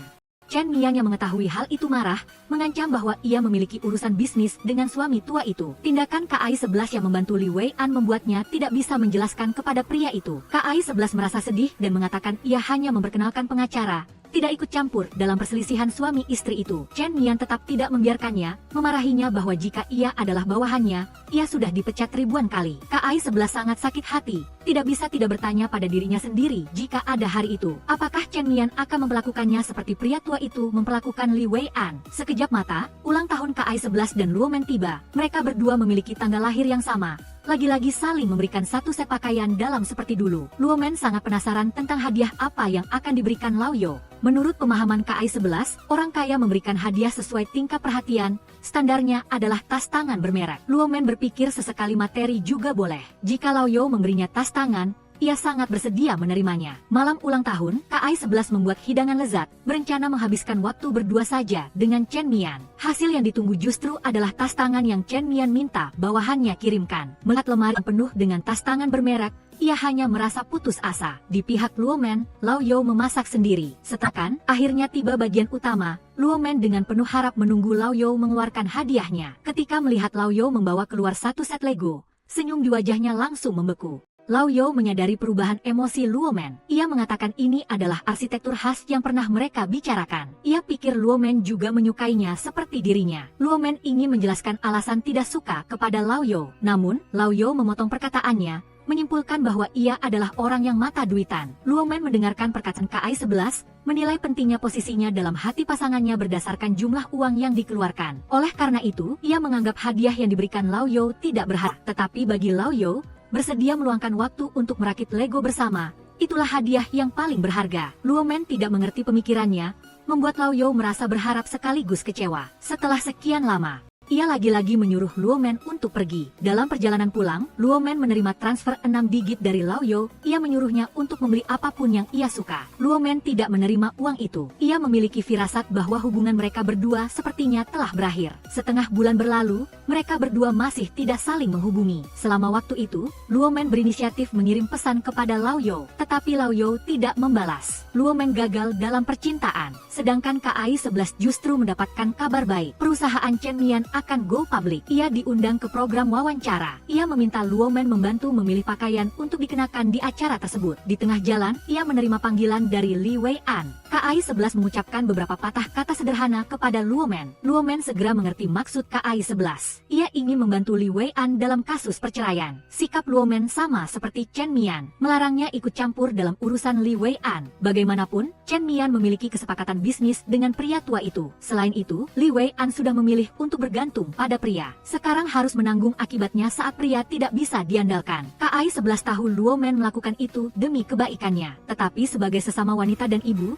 ia tidak bisa berdiam diri melihat Li Wei An kehilangan segalanya. Bahkan tidak diizinkan bertemu anaknya. Mereka berdua memiliki pendapat masing-masing. Terjadi perdebatan, emosi memuncak. KAI-11 menganggap Luo Men meremehkan ibu rumah tangga yang bergantung pada suaminya. Jika menggunakan uang untuk menilai nilai seseorang, maka seumur hidup Luo Men tidak akan bisa menghasilkan uang sebanyak Lao Yo. Jika pada akhirnya diusir dari rumah, apakah itu sepadan? Lao Yo sekarang adalah hal tabu bagi Luo Men. Terprovokasi, ia berbicara tanpa berpikir. Mengungkapkan bahwa selama bertahun-tahun KAI-11 mencari perasaan superioritas dari dirinya sendiri. Hidup ini ada untung ada ruginya. KAI-11 sudah menikmati hidup yang makmur. Maka jangan ikuti jalan penderitaan dikhianati oleh suami. KAI-11 terprovokasi, mengira Luo Men sangat mengagumi kehidupan kayanya. Sayang sekali ia tidak bisa menemukan pria kaya. Luo Men terus melancarkan serangan kuat, mengejek KAI-11 yang pandai menyamar sebagai kelinci putih yang menyedihkan. Untuk mendapat apa yang ia inginkan melalui pria. La MN tulus berharap dia bisa mempertahankan pria itu seumur hidupnya. Keduanya saling mencaci, kedua sahabat itu berpisah dalam ketidaknyamanan. Setelah beberapa saat melihat-lihat rumah, MN orang tuanya akhirnya memilih rumah yang besar. Rumah besar berarti banyak pinjaman. La MN dengan percaya diri menyatakan bahwa dia mampu menanggungnya. Ayah menghargai kepercayaan dirinya. Tapi suasana gembira itu tidak berlangsung lama. Ayah lagi-lagi menyuruhnya menikah di meja makan. Dia menyuruhnya belajar dan hitai. La MN membantah. Saat di sekolah, ayah selalu memandang rendah Hitai suka berdandan dan tidak mau belajar. Sekarang Hitai menikah dan menjadi standar hidup. Bagaimanapun, ayah hanya peduli pada reputasi. Melihat dia tidak menikah adalah hal yang memalukan. Ayah tidak bisa membantahnya. Dia berbalik mengkritik istrinya di sebelahnya. Dia bilang La MN jadi seperti ini karena dimanjakan oleh istrinya. Dia bilang La MN tidak bisa menemukan pria karena masalah karakter. La MN membantah. Dia bilang masalah karakternya semua karena ayahnya. Karena dia tidak pernah menerima cita dari ayahnya. Dia juga tidak tahu bagaimana mencintai orang lain. Setelah marah, La MN lari ke rumah Huin Tan. Kebetulan saat itu Huin Tan baru saja gagal dikejar oleh seorang tuan muda. Beredar kabar bahwa dia adalah orang ketiga. MN mengajari Huin Tan untuk memposting sanggahan dengan dasar yang kuat, mulai dari bukti hingga kesaksian. Seluruh alur logikanya tidak dapat diserang. Melakukan serangan balik yang indah. Setelah kejadian itu, MN bertanya pada Huin Tan, Mengapa acuh tak acuh dengan pengejaran tuan muda itu? Tan berkata terus terang. Saat masih kecil, ayahnya meninggalkan impuannya untuk mengikuti wanita kaya. Sejak itu, dia tahu pria tidak bisa dipercaya. Wanita hanya bisa mengandalkan diri mereka sendiri. Dia sangat mengagumi La MN yang memiliki perlindungan dari orang tuanya. Meskipun mereka bertengkar, orang tuanya masih bersedia menggunakan tabungan mereka untuk membelikan rumah baru untuknya, agar dia selalu memiliki pelabuhannya sendiri. Kata Kahwin An membuat La MN mulai memikirkan kembali sikapnya terhadap ayahnya. Keesokan harinya, melepaskan bebannya, dia berinisiatif untuk pulang dan meminta maaf. Tanpa diduga, dia mengetahui bahwa ayahnya mungkin menderita kanker paru-paru. La MN ingin mencari dokter yang dia kenal untuk menghasil ronggen ahnya. Dia mencari-cari di daftar kontak, tetapi tidak ada teman yang berprofesi sebagai dokter. Dia teringat sepupu TRN Min yang berprofesi sebagai dokter yang pernah dia temui. Dia dengan enggan menelepon Hitai, berharap Hitai bisa membantunya hubung dengan kenalan. Hitai mengatakan dia berada di rumah sakit, menyuruhnya datang segera. Ketika dia tiba di rumah sakit, Hitai tidak hanya dengan antusias memperkenalkan sepupunya PHNGC, tetapi juga menghibur La MN agar tidak khawatir. Setelah melihat hasil ronggen, PHNGC mengatakan masih belum bisa dipastikan apakah ayah La MN menderita kanker. Dia menyarankan La MN untuk membuat janji dengan seorang ahli melalui telepon untuk saat lanjut. Setelah selesai, La MN dan Hitai akhirnya memiliki kesempatan untuk duduk dan berbicara. Keduanya saling meminta maaf atas kata-kata kasar sebelumnya dan sepakat untuk melupakan kejadian malam itu. La MN bertanya pada Hitai mengapa dia datang ke rumah sakit.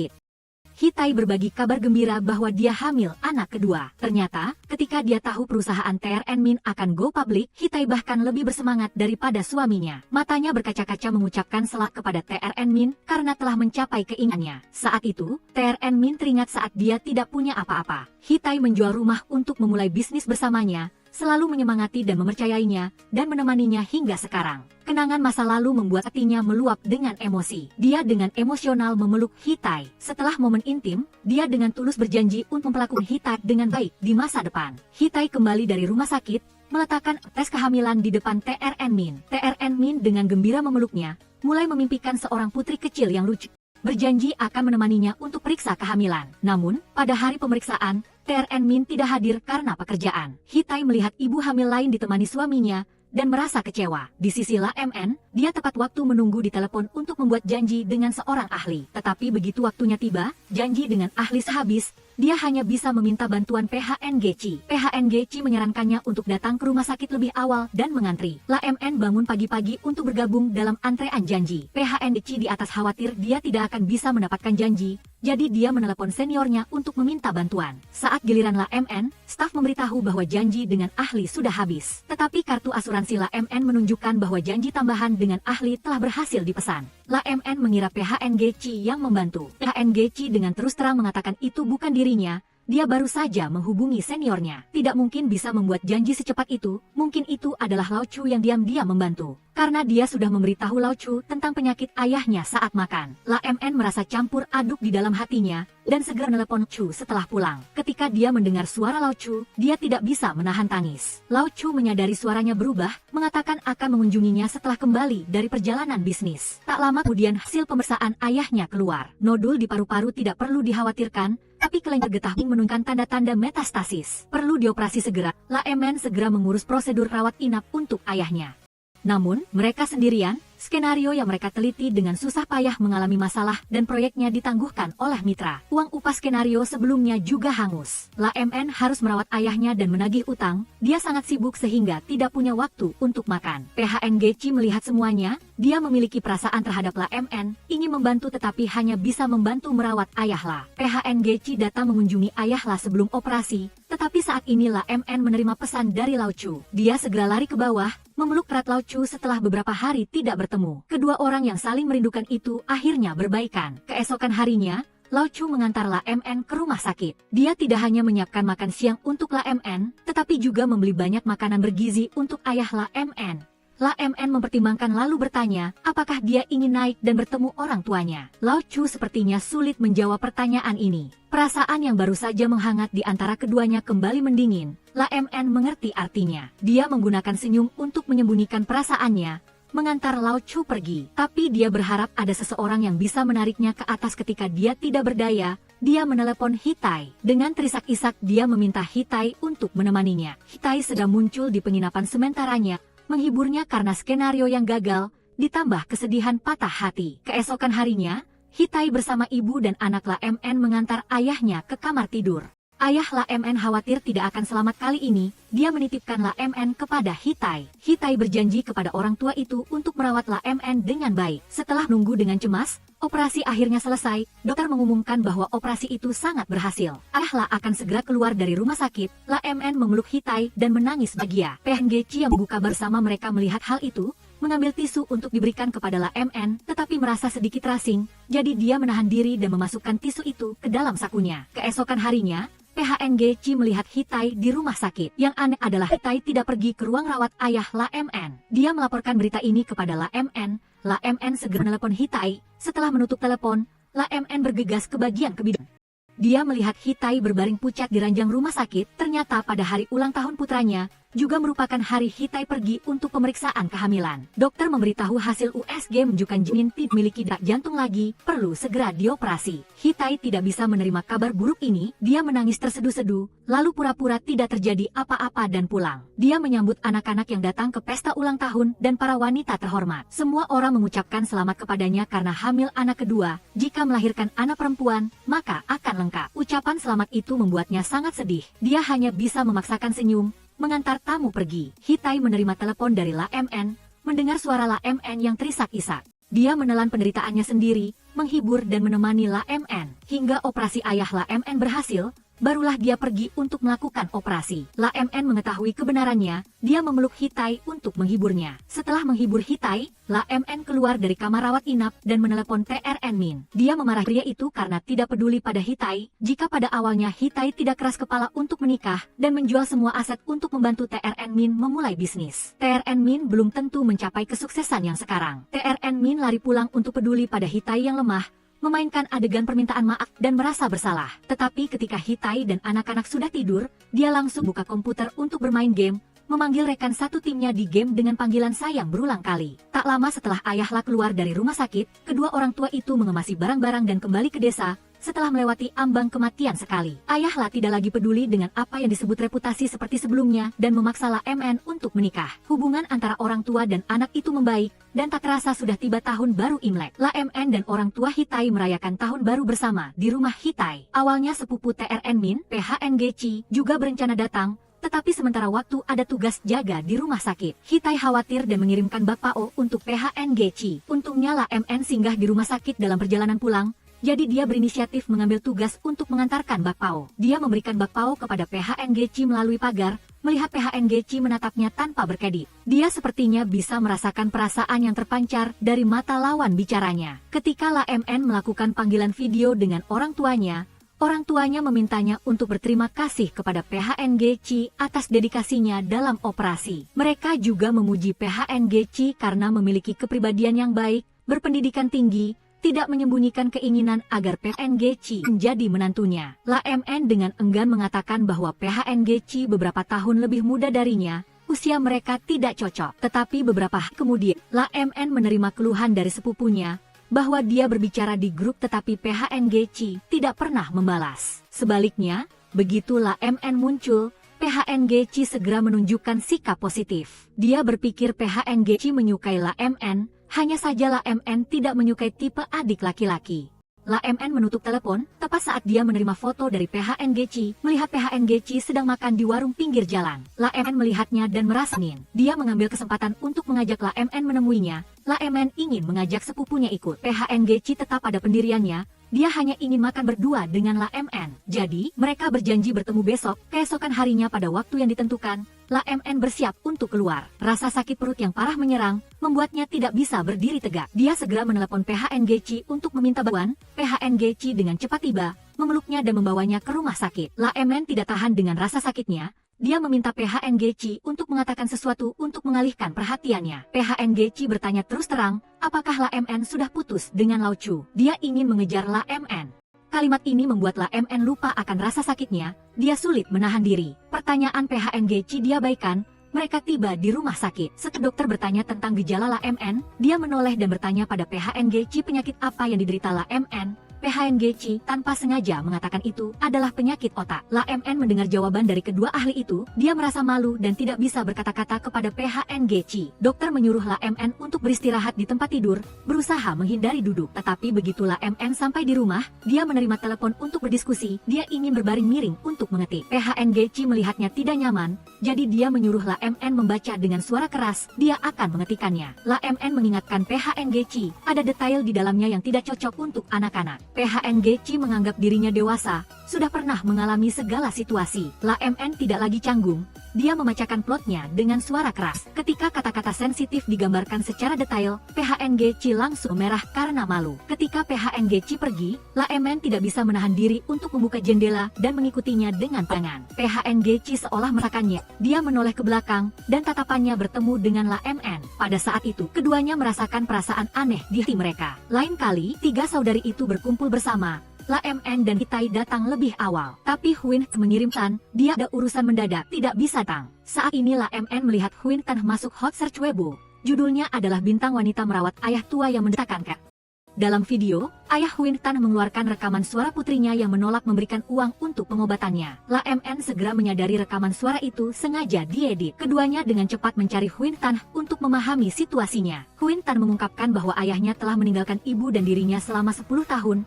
Baru-baru ini tiba-tiba muncul, mengatakan dia menderita kanker, dan meminta $700.000 untuk batan. Dia menolak dengan tegas. Siapa sangka ayah yang itu sengaja mengedit rekaman suara, mengunggahnya ke internet untuk mencemarkan nama baiknya. Untuk membantu Huin Tan mengatasi kesulitan, ketiganya berinisiatif mengundang ayah Huin Tan untuk bernegosiasi. La MN berperan sebagai orang baik, Hitai berperan sebagai orang jahat.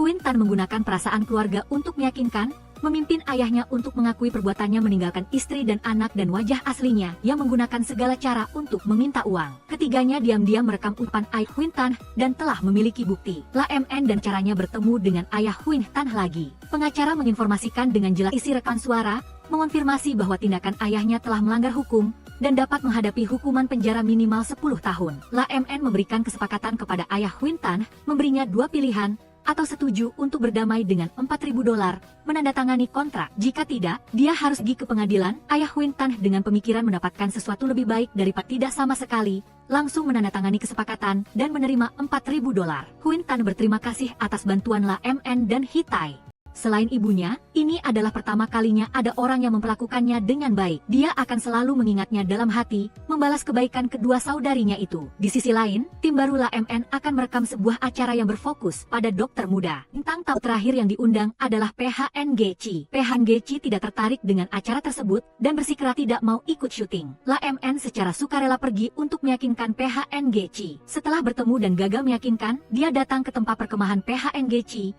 terus memohon dan meyakinkan. Melihat hari sudah malam, dia menyarankan keduanya untuk tidur di tenda. PHNG berdasarkan si perbedaan antara pria dan wanita, ingin tidur di mobil semalaman, menyerahkan tenda kepada La MN.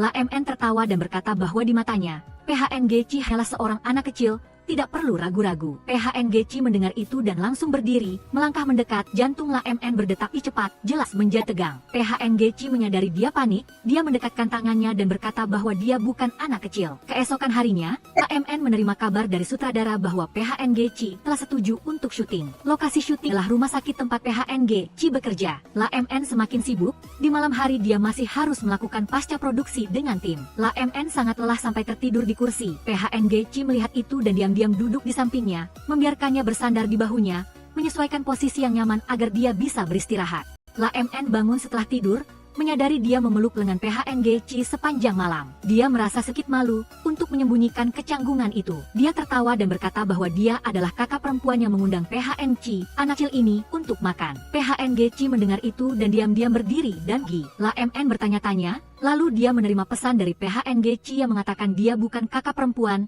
dan dia sendiri juga bukan anak kecil. La MN sulit menghadapi pemikiran terus terang dari PHNG. Dia tidak bisa menyangkal, perasaan dikejar juga tidak buruk. La MN pergi merekam acara dengan Hitai. Hitai mengatakan alasan dia setuju untuk merekam adalah karena perusahaan TRN Min mengalami masalah, go public tertunda. Dia ingin membantu TRN Min menunjukkan sisi kebahagiaan keluarga di acara itu. La MN tidak bisa tidak menghela napas, TRN Min akan sulit membalas cinta yang dalam dari Hitai sepanjang hidupnya. Sayang sekali dia adalah orang yang tidak tahu cara menghargai. La MN kembali ke rumah sakit untuk melanjutkan syuting, kebetulan merekam adegan PHNG Chi mengantar pulang seorang pasien kecil. PHNG Chi berpesan kepada gadis kecil itu agar tetap sehat di masa depan, jangan kembali ke rumah sakit lagi. La MN melihat itu, hatinya dipenuhi dengan sedikit kelembutan. Mungkin tidak ada yang bisa menolak PHNG Chi yang baik hati dan lembut. Setelah seharian bekerja keras, La MN pulang kerja saat hujan deras turun. Tidak membawa payung, La MN sedang kebingungan saat PHNG Chi membawa jas hujan. Melihat PHNG Chi berlari ke tengah hujan lebat, si kekanakan La MN pun terpicu. Dia juga ikut lari tengah hujan, bercanda dan bermain dengan PHNG Chi di tengah hujan. La MN PHNG Chi pulang untuk mengeringkan pakaian dan rambutnya. Dia tidak malu melihat otot perut PHNG Chi, memuji bahwa otot pria itu sangat menarik. Kemudian dia bertanya tentang gadis kecil itu. PHNG Chi menceritakan bahwa penyakit gadis kecil itu sudah lama tidak sembuh. Awalnya dia diantar ke rumah sakit oleh orang tuanya, kemudian gadis kecil itu datang sendiri ke rumah sakit. Untungnya gadis kecil itu sangat optimis, dia adalah keceriaan di rumah sakit, kemanapun dia pergi, dia membawa tawa. Saat berpisah, dia memberikan kue kepada gadis kecil itu, berharap pesan di dalamnya akan mendorong gadis kecil itu untuk berani menghadapi hidup. Setelah PHNG Chi pergi, La MN melihat dia juga mendalkan kue kecil untuknya. Di dalam kue tertulis sebuah kalimat, orang seperti pelangi, baru tahu setelah bertemu. La MN tersenyum. Ada sesuatu yang salah dan ambigu antara dia dan PHNG Chi, sepertinya sedikit memabukkan. Di sisi lain, yang sibuk dengan pekerjaan, akhirnya memiliki waktu untuk berkumpul dengan ketiga saudarinya. Dengan bantuan sutradara Giang, Huin Tan tidak lagi menjadi aktris yang tidak dikenal. Pesta yang dia hadiri semakin mewah, semakin lama dia memiliki aura bintang wanita. Sutradara Giang tidak bisa menolaknya, dia terus terang menyatakan ingin bersamanya. Huin Tan sepenuhnya fokus pada karirnya, ingin menjadi bintang besar, tidak memiliki niat untuk berpacaran. Dia mengatakan daripada menjadi kekasih, lebih baik memanggil sutradara Giang sebagai saudara. Dia ditolak. Sutradara Giang kembali ke posisi teman, bersedia menjadi saudara dengan Huin Tan, bersama-sama menaklukkan dunia hiburan. Pertemu saudari kali ini, Huin Tan menceritakan bahwa dia mendengarnya di pesta besar. Berkat bantuan Lodge, perusahaan TRN Min melewati krisis, sudah tidak mendengar nama Lao Chu. La MN merasa campur aduk, Hitai mencela diri sendiri karena dia mencoba membantu TRN Min.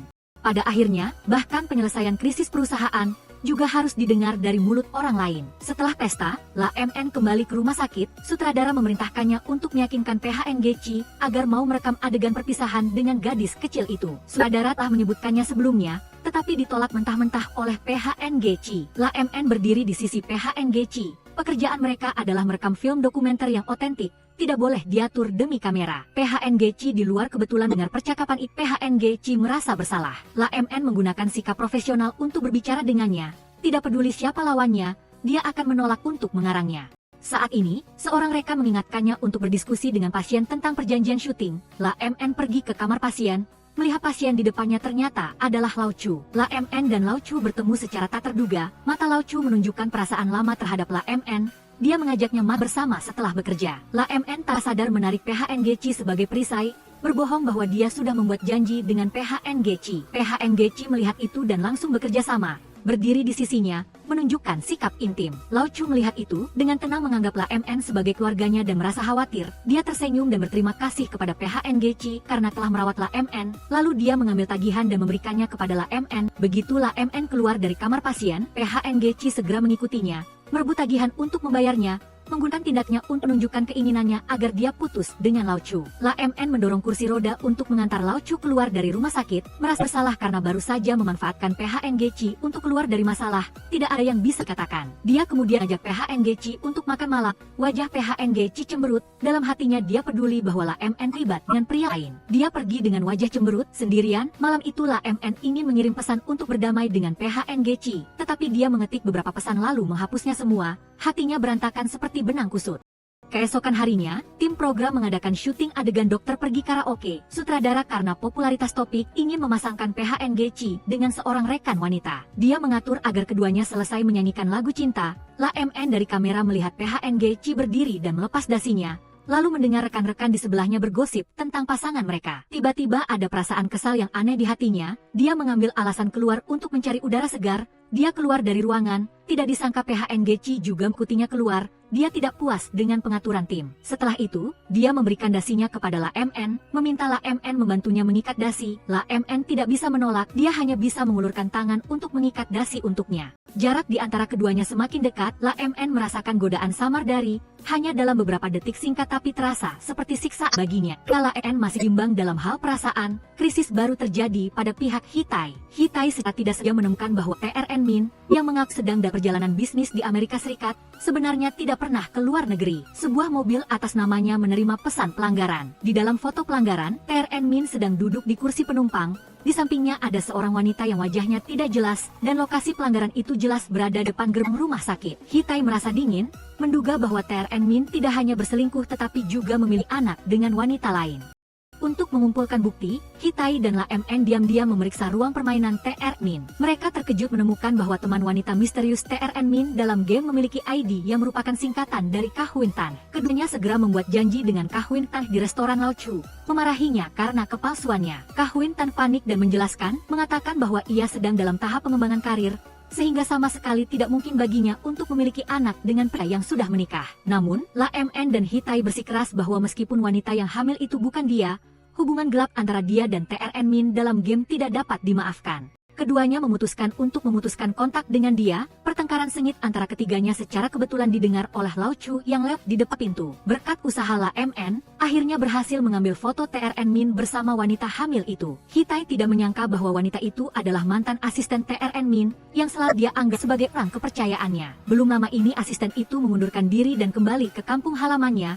Dia bahkan dengan perhatian memberinya hadiah. Sekarang dia baru tahu bahwa keduanya lah diam-diam menjalin hubungan. MN menasihati Hitai agar tetap tenang, menyarankan dia untuk mencari pengacara terlebih dahulu, mengumpulkan bukti cukup, baru kemudian menghadapi mereka.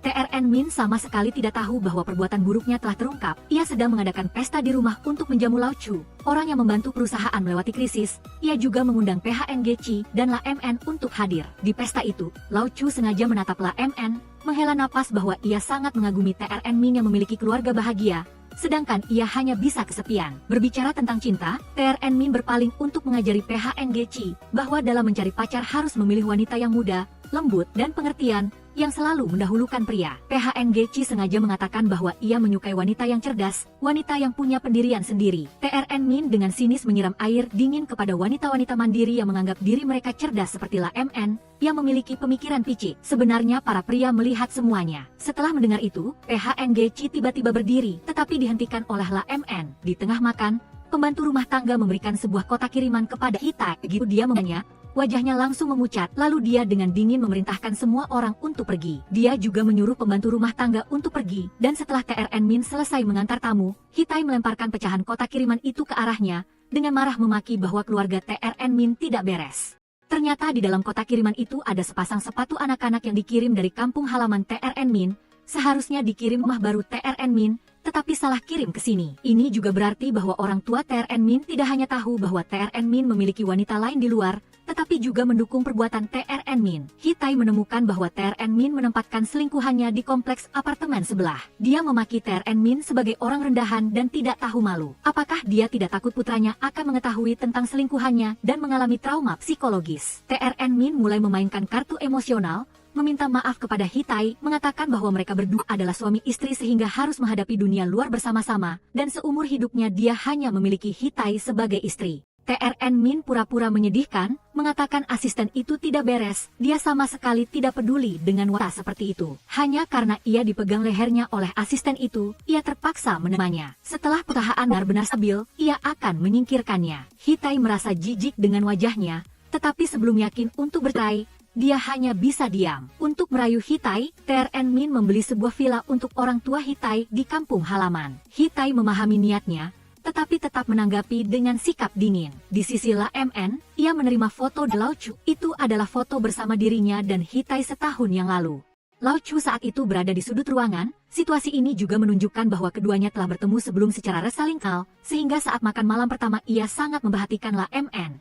Hitai khawatir La MN akan kembali menjalin hubungan lama dengan Lao Chu. La MN dengan terus terang mengatakan tidak memiliki niat itu. Ia hanya penasaran dengan tindakan Lao Chu selanjutnya. Keesokan harinya, LMN dan PHNGC sedang minum kopi. PHNGC menerima panggilan dari perantara tetapi dengan kesal menutupnya. LMN tahu dari Hitai bahwa TRN Min ingin membelikan rumah untuk PHNGC, jadi ia menyarankan PHNGC untuk menerimanya. PHNGC bersikeras untuk berusaha sendiri membeli rumah, dan ia juga merasa tidak senang dengan kesalahpahaman TRN Min tentang LMN. Ia beranggapan bahwa LMN di luar terlihat kuat dan mandiri, tetapi sebenarnya memiliki hati yang lembut dan halus. Kata-kata PHNGC menyentuh hati LMN dan membuatnya merasa sangat terhibur. Pada saat itu, PHNGC menerima panggilan darurat, dan LMN juga menerima tugas pemotretan mendesak. LMN menyaksikan dengan mata kepalanya sendiri bagaimana PHNGC dan para dokter muda lainnya berpacu dengan maut untuk menyelamatkan pasien. Meskipun sudah berusaha sekuat tenaga, mereka tetap tidak berdaya. Ketidakberdayaan dan kesedihan para dokter para staf di belakang layar meneteskan air mata. Setelah itu, PHNGC dan rekan-rekannya berdiri sepanjang malam dalam kegelapan, hingga fajar menyingsing barulah mereka kembali bekerja. Setelah itu, LMN mewawancarai PHNGC tentang alasan ia memilih menjadi seorang dokter. PHNGC terus terang mengatakan banyak orang tua keluarganya adalah dokter. Orang tuanya tidak mendukungnya untuk mengikuti profesi medis, tetapi dia benar-benar menyukai pekerjaan ini dan percaya bahwa manusia harus mengikuti kata hati. LMN terharu oleh ketulusan kebaikan PHNGC. Dalam wawancara, dia bahkan sempat terharu. PHNGC benar-benar menjalankan prinsip mengikuti kata hati. Setelah wawancara, dia menelepon Hitai. Dia tidak sengaja mendengar percakapan antara TRN Min dan mitra perusahaan dan mengingatkan Hitai untuk memperhatikan pekerjaan perusahaan. Di bawah pengingat PHNGC, Hitai memeriksa dokumen perusahaan dan menemukan bahwa persentase saham mitra lebih tinggi daripada TRN Min. Dia dan LMN berkonsultasi dengan pengacara. Pengacara menganalisis bahwa TRN Min mungkin telah menandatangani perjanjian perwalian dengan mitranya atas nama mitra sebagai pemegang saham terbesar, tetapi kekuasaan kendali yang sebenarnya masih berada di tangan TRN Min, dan keduanya mungkin telah membuat kesepakatan sejak awal. Ini berarti TRN Min selalu mewaspadai Hitai. LMN merasa sangat terkejut tentang hal ini. Pengacara menebak pertukaran kepentingan lain di antara keduanya. TRN Min melindungi dirinya dengan berbagai lapisan keamanan. Kembali ke rumah sakit, LMN menyalahkan PHNGC karena telah memberitahu Hitai. Berdiri di posisi Hitai, dia sangat berterima kasih kepada PHNGC, tetapi khawatir TRN Min akan menyalahkannya jika dia tahu yang benarnya. PHNGC tidak peduli dengan hal lain. Ia senang karena LMN mengkhawatirkannya. Ia mengatakan bahwa selama 2 tahun ini ia telah melihat Hitai tidak lagi memiliki senyum di wajahnya. Itu membuktikan bahwa ia tidak bahagia, dan membantu Hitai adalah cara untuk mengingatkan dirinya sendiri agar jangan pernah menjadi orang seperti TRN Min. Setelah berpikir semalaman, Hitai dan LMN kembali mencari pengacara. Kali ini dia bertekad untuk menceraikan TRN Min. Di sisi lain, Lao Chu memperkenalkan mitra bisnis kepada LMN. Setelah makan, dia berinisiatif mengajak LMN berjalan-jalan. Perkataan dan perbuatannya seakan ingin berbaikan. Melihat LMN tidak menanggapi, dia kembali mengajak LMN ke rumahnya untuk menonton film yang belum selesai ditonton. Kali ini dia membuka hatinya di depan LMN. Hanya karena orang tuanya bercerai sejak kecil, ia dibesarkan bersama kakek dan neneknya. Kakeknya sangat ketat. Ia hanya akan diakui oleh kakeknya jika ia berprestasi, sehingga sejak kecil ia pandai mengamati orang lain dan tahu bagaimana menempatkan diri dalam posisi yang menguntungkan. Ketika dewasa, ia pernah menghindari hubungan yang dekat dan hanya merasa nyaman ketika sendirian. Dalam hubungan sebelumnya dengan LMN, sebenarnya ia juga berusaha untuk mendekatinya. Mengerti alasan ini, hati LMN sedikit melunak ketika suasana mulai mereda. LMN menerima telepon dari Hitai. Lao Chu mendengar LMN berbicara di telepon. Dengan suara penuh amarah, ia berteriak kepada Hitai, sama sekali tidak boleh mengalah. Ketika LMN mengakhiri panggilan, Lao Chu mengingatkannya untuk tidak ikut campur dalam urusan Hitai dan TRN Min. Bagaimanapun juga, pertengkaran di ranjang berakhir di ranjang juga. Terlebih lagi, Hitai belum tentu akan meninggalkan TRN Min. Jika itu terjadi, LMN akan berada dalam posisi yang canggung baik di dalam maupun di luar. LMN merenung bahwa ia tidak sebaik Lao Chu yang bijaksana. Lao Chu menyuruhnya berbalik, mengatakan bahwa ia memiliki hadiah yang ingin diberikan. LMN melihat di dadanya telah terpasang kalung rubi. Pada saat yang penting, ia menghentikan tangan Lao Chu, menyimpan kalung itu ke dalam kotak, dan sambil tersenyum mengatakan bahwa ia tidak suka memakai kalung. Lain kali, Hitai membawa putranya pergi untuk wawancara sekolah. Tak disangka TRN Min tiba-tiba muncul, bahkan dengan aktif memainkan peran keluarga bahagia di depan kepala sekolah. Setelah wawancara selesai, TRN Min lagi-lagi meminta seluruh keluarga untuk berfoto bersama di depan gerbang sekolah. Malam harinya, TRN Min memberikan surat perjanjian walian pada Hitai, menyatakan sedia menyerahkan 90% hartanya kepada Hitai. Ia hanya berharap Hitai memaafkannya. Melihat Hitai tidak tergerak, ia lalu memeluk Hitai dengan menjelaskan bahwa asistennya sayangnya keguguran. Ia telah mengusir orang itu ke luar negeri dan tidak akan pernah berhubungan lagi. Kapanpun, posisi istri hanya milik Hitai. orang yang menemaninya. Hitai tampaknya terharu dengan kata-kata ini. Dia tidak lagi menolak sentuhannya, dan ekspresi marah di wajahnya berubah menjadi kelembutan. Keesokan harinya, keluarga itu keluar berpegangan tangan. La MN yang menunggu di pintu melihat pemandangan ini, ia tidak menunggu TRN Min pergi. Ia dengan marah mengkritik Hitai karena ragu-ragu. Hitai beralasan bahwa TRN Min masih ayah dari anak itu, dan anaknya masih kecil. TRN Min di dalam mobil melihat kedua orang itu bertengkar lalu berpisah, dan segera menunjukkan senyum puas. Dengan cepat ia kembali melihat La MN memposting tentang menghentikan bantuan, menghormati takdir orang lain di internet. Berpikir bahwa kedua orang itu telah sepenuhnya berpisah, ia segera menelepon bahannya, menyuruh untuk menambahkan Hitai dan putranya ke daftar perjalanan ke Hong Kong. Setelah itu, La MN mengundang Lau Chu makan, berterima kasih kepadanya karena telah memperkenalkan proyek kepadanya. Dan di meja makan, ia menghela napas bahwa Lau Chu benar, ia seharusnya tidak mencampuri urusan suami istri orang lain, dan harus fokus pada dirinya sendiri. Setelah makan, Lau Chu bertemu dengan TRN Min dan mitra TRN Min. Ketiga pria itu membentuk aliansi yang saling menguntungkan. TRN Min berterima kasih kepada Lau Chu atas bantuan penuhnya untuk karirnya, dan bertanya kepada Lau Chu apakah ia sudah mendapatkan La MN. Dalam suasana hati yang gembira, ia menjadi gelisah lagi, meninggalkan kedua pria itu untuk mencari Kah Huin Tan. Ia membawa Kah Huin Tan ke taman, dan kembali mengajaknya berkencan. Kah Huin Tan setengah ingin menolak setengah tidak. TRN Min menggenggam tangannya dan terus terang mengatakan, telah meninggalkan sejumlah besar uang untuk Hitai dan anak, itu dianggap sebagai biaya penebusan dirinya. Ia sudah tidak muda lagi, dan tidak ingin terikat dalam pernikahan. Pada hari perusahaan terdaftar, seluruh keluarga yang terdiri dari 3 orang muncul bersama. Keinginan Huntah menjadi kenyataan, TRN Min sangat gembira. Namun, tepat sebelum malam pengumuman, Hitai tersenyum datang di depannya, mengatakan bahwa ia memiliki hadiah untuknya. TRN Min dengan bersemangat atas memenangkan Hitai. Tetapi ketika dia melihat isinya dengan jelas, dia langsung terpana. Di dalam tas dokumen itu ada perjanjian perceraian Hitai yang telah ditandatangani dan foto-foto intim TRN Min dengan banyak wanita. Hitai secara resmi mengumumkan bahwa ia ingin bercerai dan menuntut hak asuh anak serta separuh harta TRN Min, termasuk saham perusahaan. TRN Min merendahkan diri dan membujuk Hitai untuk memaafkannya. Hitai membalas bahwa hal-hal dia inginkan itu adalah biaya penebusan diri TRN Min. Kata-kata ini terasa familiar. TRN Min ingat bahwa ia pernah mengatakan hal ini di depan Kah Huin Tan. Ia langsung menyadari Hitai dan Huin Tan bekerja sama untuk menipu dirinya, agar besok bisa lancar go public. Ia menahan amarah karena telah dipermainkan, dan memohon agar Hitai memaafkannya untuk terakhir kalinya. Hitai runtuh dan berteriak bahwa ia ingin anaknya memiliki keluarga yang utuh. Tidak terhitung berapa kali ia memaafkan perselingkuhan TRN Min, berharap suatu hari ia akan berubah dan hidup tenang. Baru hari ini ia menyadari bahwa ia tidak akan pernah bisa meninggalkan sifat genitnya. Melihat TRN Min masih ingin membela diri dan tidak menandatangani perjanjian perceraian, Hitai mengeluarkan senjata terkuatnya, perjanjian perwalian yang ditandatangani TRN Min dengan mitranya. Ia mengungkapkan bahwa TRN Min menandatangani perjanjian perwalian setelah menikah, jelas-jelas untuk berjaga-jaga terhadapnya. TRN Min terprovokasi oleh serangkaian tindakan Hitai, dengan jelas mengatakan bahwa ia tidak setuju untuk bercerai. Hitai melancarkan serangan terakhir, mengatakan bahwa La MN sedang bersama Lau Chu. Jika ia tidak menandatangani perjanjian perceraian, La MN akan menggunakan telepon Lau Chu, mengambil perjanjian perwalian, dan mengunggah semua perbuatan buruk TRN Min ke internet. Dengan demikian, besok tidak yakin apakah ia bisa berhasil go public. TRN Min terpaksa menelepon Lau Chu, dan benar saja, ia mendengar La MN menjawab telepon. Ternyata La MN demi momen ini telah menghabiskan malam bersama Lau Chu mengenang masa lalu, memainkan permainan ambigu yang penuh godaan. Ia bersama Lau Chu bermain menyusun Lego, menatap Lau Chu dengan penuh kelembutan, mengatakan bahwa akhirnya ia mengerti arti dari Lego. Lau Chu adalah ia menghabiskan waktu bahagia bersamanya saat menyusun Lego.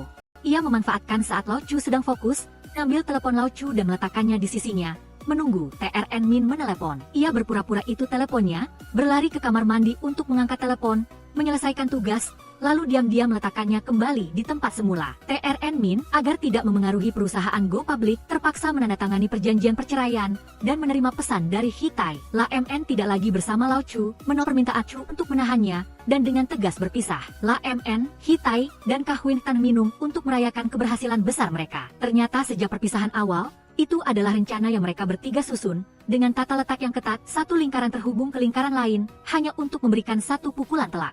Sambil menangis dan tertawa, jalan ini penuh dengan kesulitan. Untungnya para saudari sehati berhasil mengalahkan pria jahat itu. TRN Min tahu bahwa PHNG Chia memberitahu Hitai sehingga rahasianya terbongkar, langsung bergegas untuk memukulnya. PHNG Chi hanya mengatakan satu kalimat, perselingkuhan benar-benar kesalahan TRN Min. Setelah itu, PHNGC secara sukarela meminta untuk pergi dinas ke tempat yang jauh. Saat akan berangkat, ia menerima telepon dari La MN, keduanya menahan perasaan rindu, saling berpesan untuk menjaga kesehatan. Setengah tahun berlalu dalam sekejap, naskah baru La MN akhirnya selesai. Untuk menghadiahi dirinya sendiri, ia pergi ke restoran favoritnya untuk makan malam, tetapi tak disangka bertemu Lao Chu di sana. Lao Chu mengingat kembali hari setelah selesai menyusun Lego, ia menerima telepon dari TN Ming berteriak histeris karena kehilangan uang. Ia menebak bahwa La MN telah memanipulasinya, ia dengan marah merobohkan susunan Lego yang mereka berdua pasang bersama. Ia ingin menelpon untuk memprotes La MN, tetapi akhirnya dan hanya menyusun kembali Lego seperti semula. Setelah tengah tahun bertemu kembali, dendam lama telah sirna. Lao Chu bertanya kepada La MN tentang hal membantu Hitai bercerai. Apa yang sebenarnya ia dapatkan? La MN terus terang mengatakan ia dan Lao Chu tidak berada di jalan yang sama. Chu dan Min sama, dingin, egois, hanya memikirkan diri sendiri. Sedangkan ia, demi teman dan keadilan, tidak memperhitungkan untung rugi untuk melakukan sesuatu. Lao Chu mengejek, menganggap semua pria sama. PHNGC yang masih muda berbeda. Itu hanya karena belum saatnya saja. La MN pergi lebih dulu, mengakhiri percakapan yang tidak perlu ini. Tim acara mengadakan pesta perayaan film dokumenter. Mereka merayakan Hitai yang mendirikan mereknya sendiri, mengucapkan selamat kepada Huin Tan yang menjadi bintang besar dan naskah La MN yang berjudul Dear Enemy yang sangat terkenal. Pada saat yang sama, TRN Min melarikan diri dari pesta akhir tarusahan, makan bersama Lao Chu di sebuah warung kecil, baru saat menghargai setelah kehilangan. TRN Min semakin merindukan kebaikan Hitai. Lao Chu mengambil satu siung bawang putih acar, tanpa sadar mengingat La MN, matanya langsung memerah. Malam itu La MN menginap di rumah Hitai. Hitai bertanya tentang hubungannya dengan PHNGC. La MN curhat, setiap kali bertemu PHNGC membuatnya memiliki kekuatan untuk menghadapi hidup. Tapi PHNGC masih muda, ia tidak yakin apakah pemikiran PHNGC akan berubah di kemudian hari. Terutama setelah menyaksikan dengan tak kepala sendiri bagaimana Hitai dan TRN Min dari cinta yang mendalam menjadi kehancuran total. Dia semakin tidak berani untuk mudah percaya pada cinta. Hitai menyarankannya untuk tidak melewatkan keindahan saat ini karena variabel yang tidak diketahui. Jika waktu bisa kembali, Hitai yang berusia 18 tahun tetap akan memilih TRN Min yang berusia 21 tahun. Karena saat itu dia benar-benar mencintai pasangannya. Malam itu, La MN bermimpi tentang pernikahan Hitai di masa lalu. Ia pernah membantu seorang remaja mengikat dasi. Yang ingin ia lakukan adalah membangkitkan ingatan yang terlupakan, menyadari bahwa takdir mereka berdua telah dimulai sejak lama. La MN berlari ke rumah sakit untuk mencari PHNGC. PHNGC memeluknya erat, merasa gembira. Akhirnya dia mengingat masa lalu itu, keduanya berciuman dengan mesra, mengukuhkan perasaan mereka. Akhirnya, La MN berkat karyanya yang berjudul Dear Enemy memenangkan penghargaan skenario terbaik. Hitai dan Huin Tan bertepuk tangan dengan antusias di bawah panggung. PHNGC juga hadir di tempat itu, menyaksikan La MN berdiri di panggungnya. La MN berpidato di atas panggung, mengatakan bahwa semua wanita adalah sekutu, dan ia berterima kasih kepada semua wanita yang telah muncul dalam hidupnya. Akhirnya, ia mengundang Hitai dan Huin Tan naik ke panggung, untuk berbagi kehormatan mereka bersama. Film berakhir. Baiklah, sampai di sini saja hari ini. Selamat datang untuk menyukai dan berkomentar. Ikuti saluran saya untuk menonton video yang bagus setiap hari. Senyum kecil di bibir. Sampai jumpa.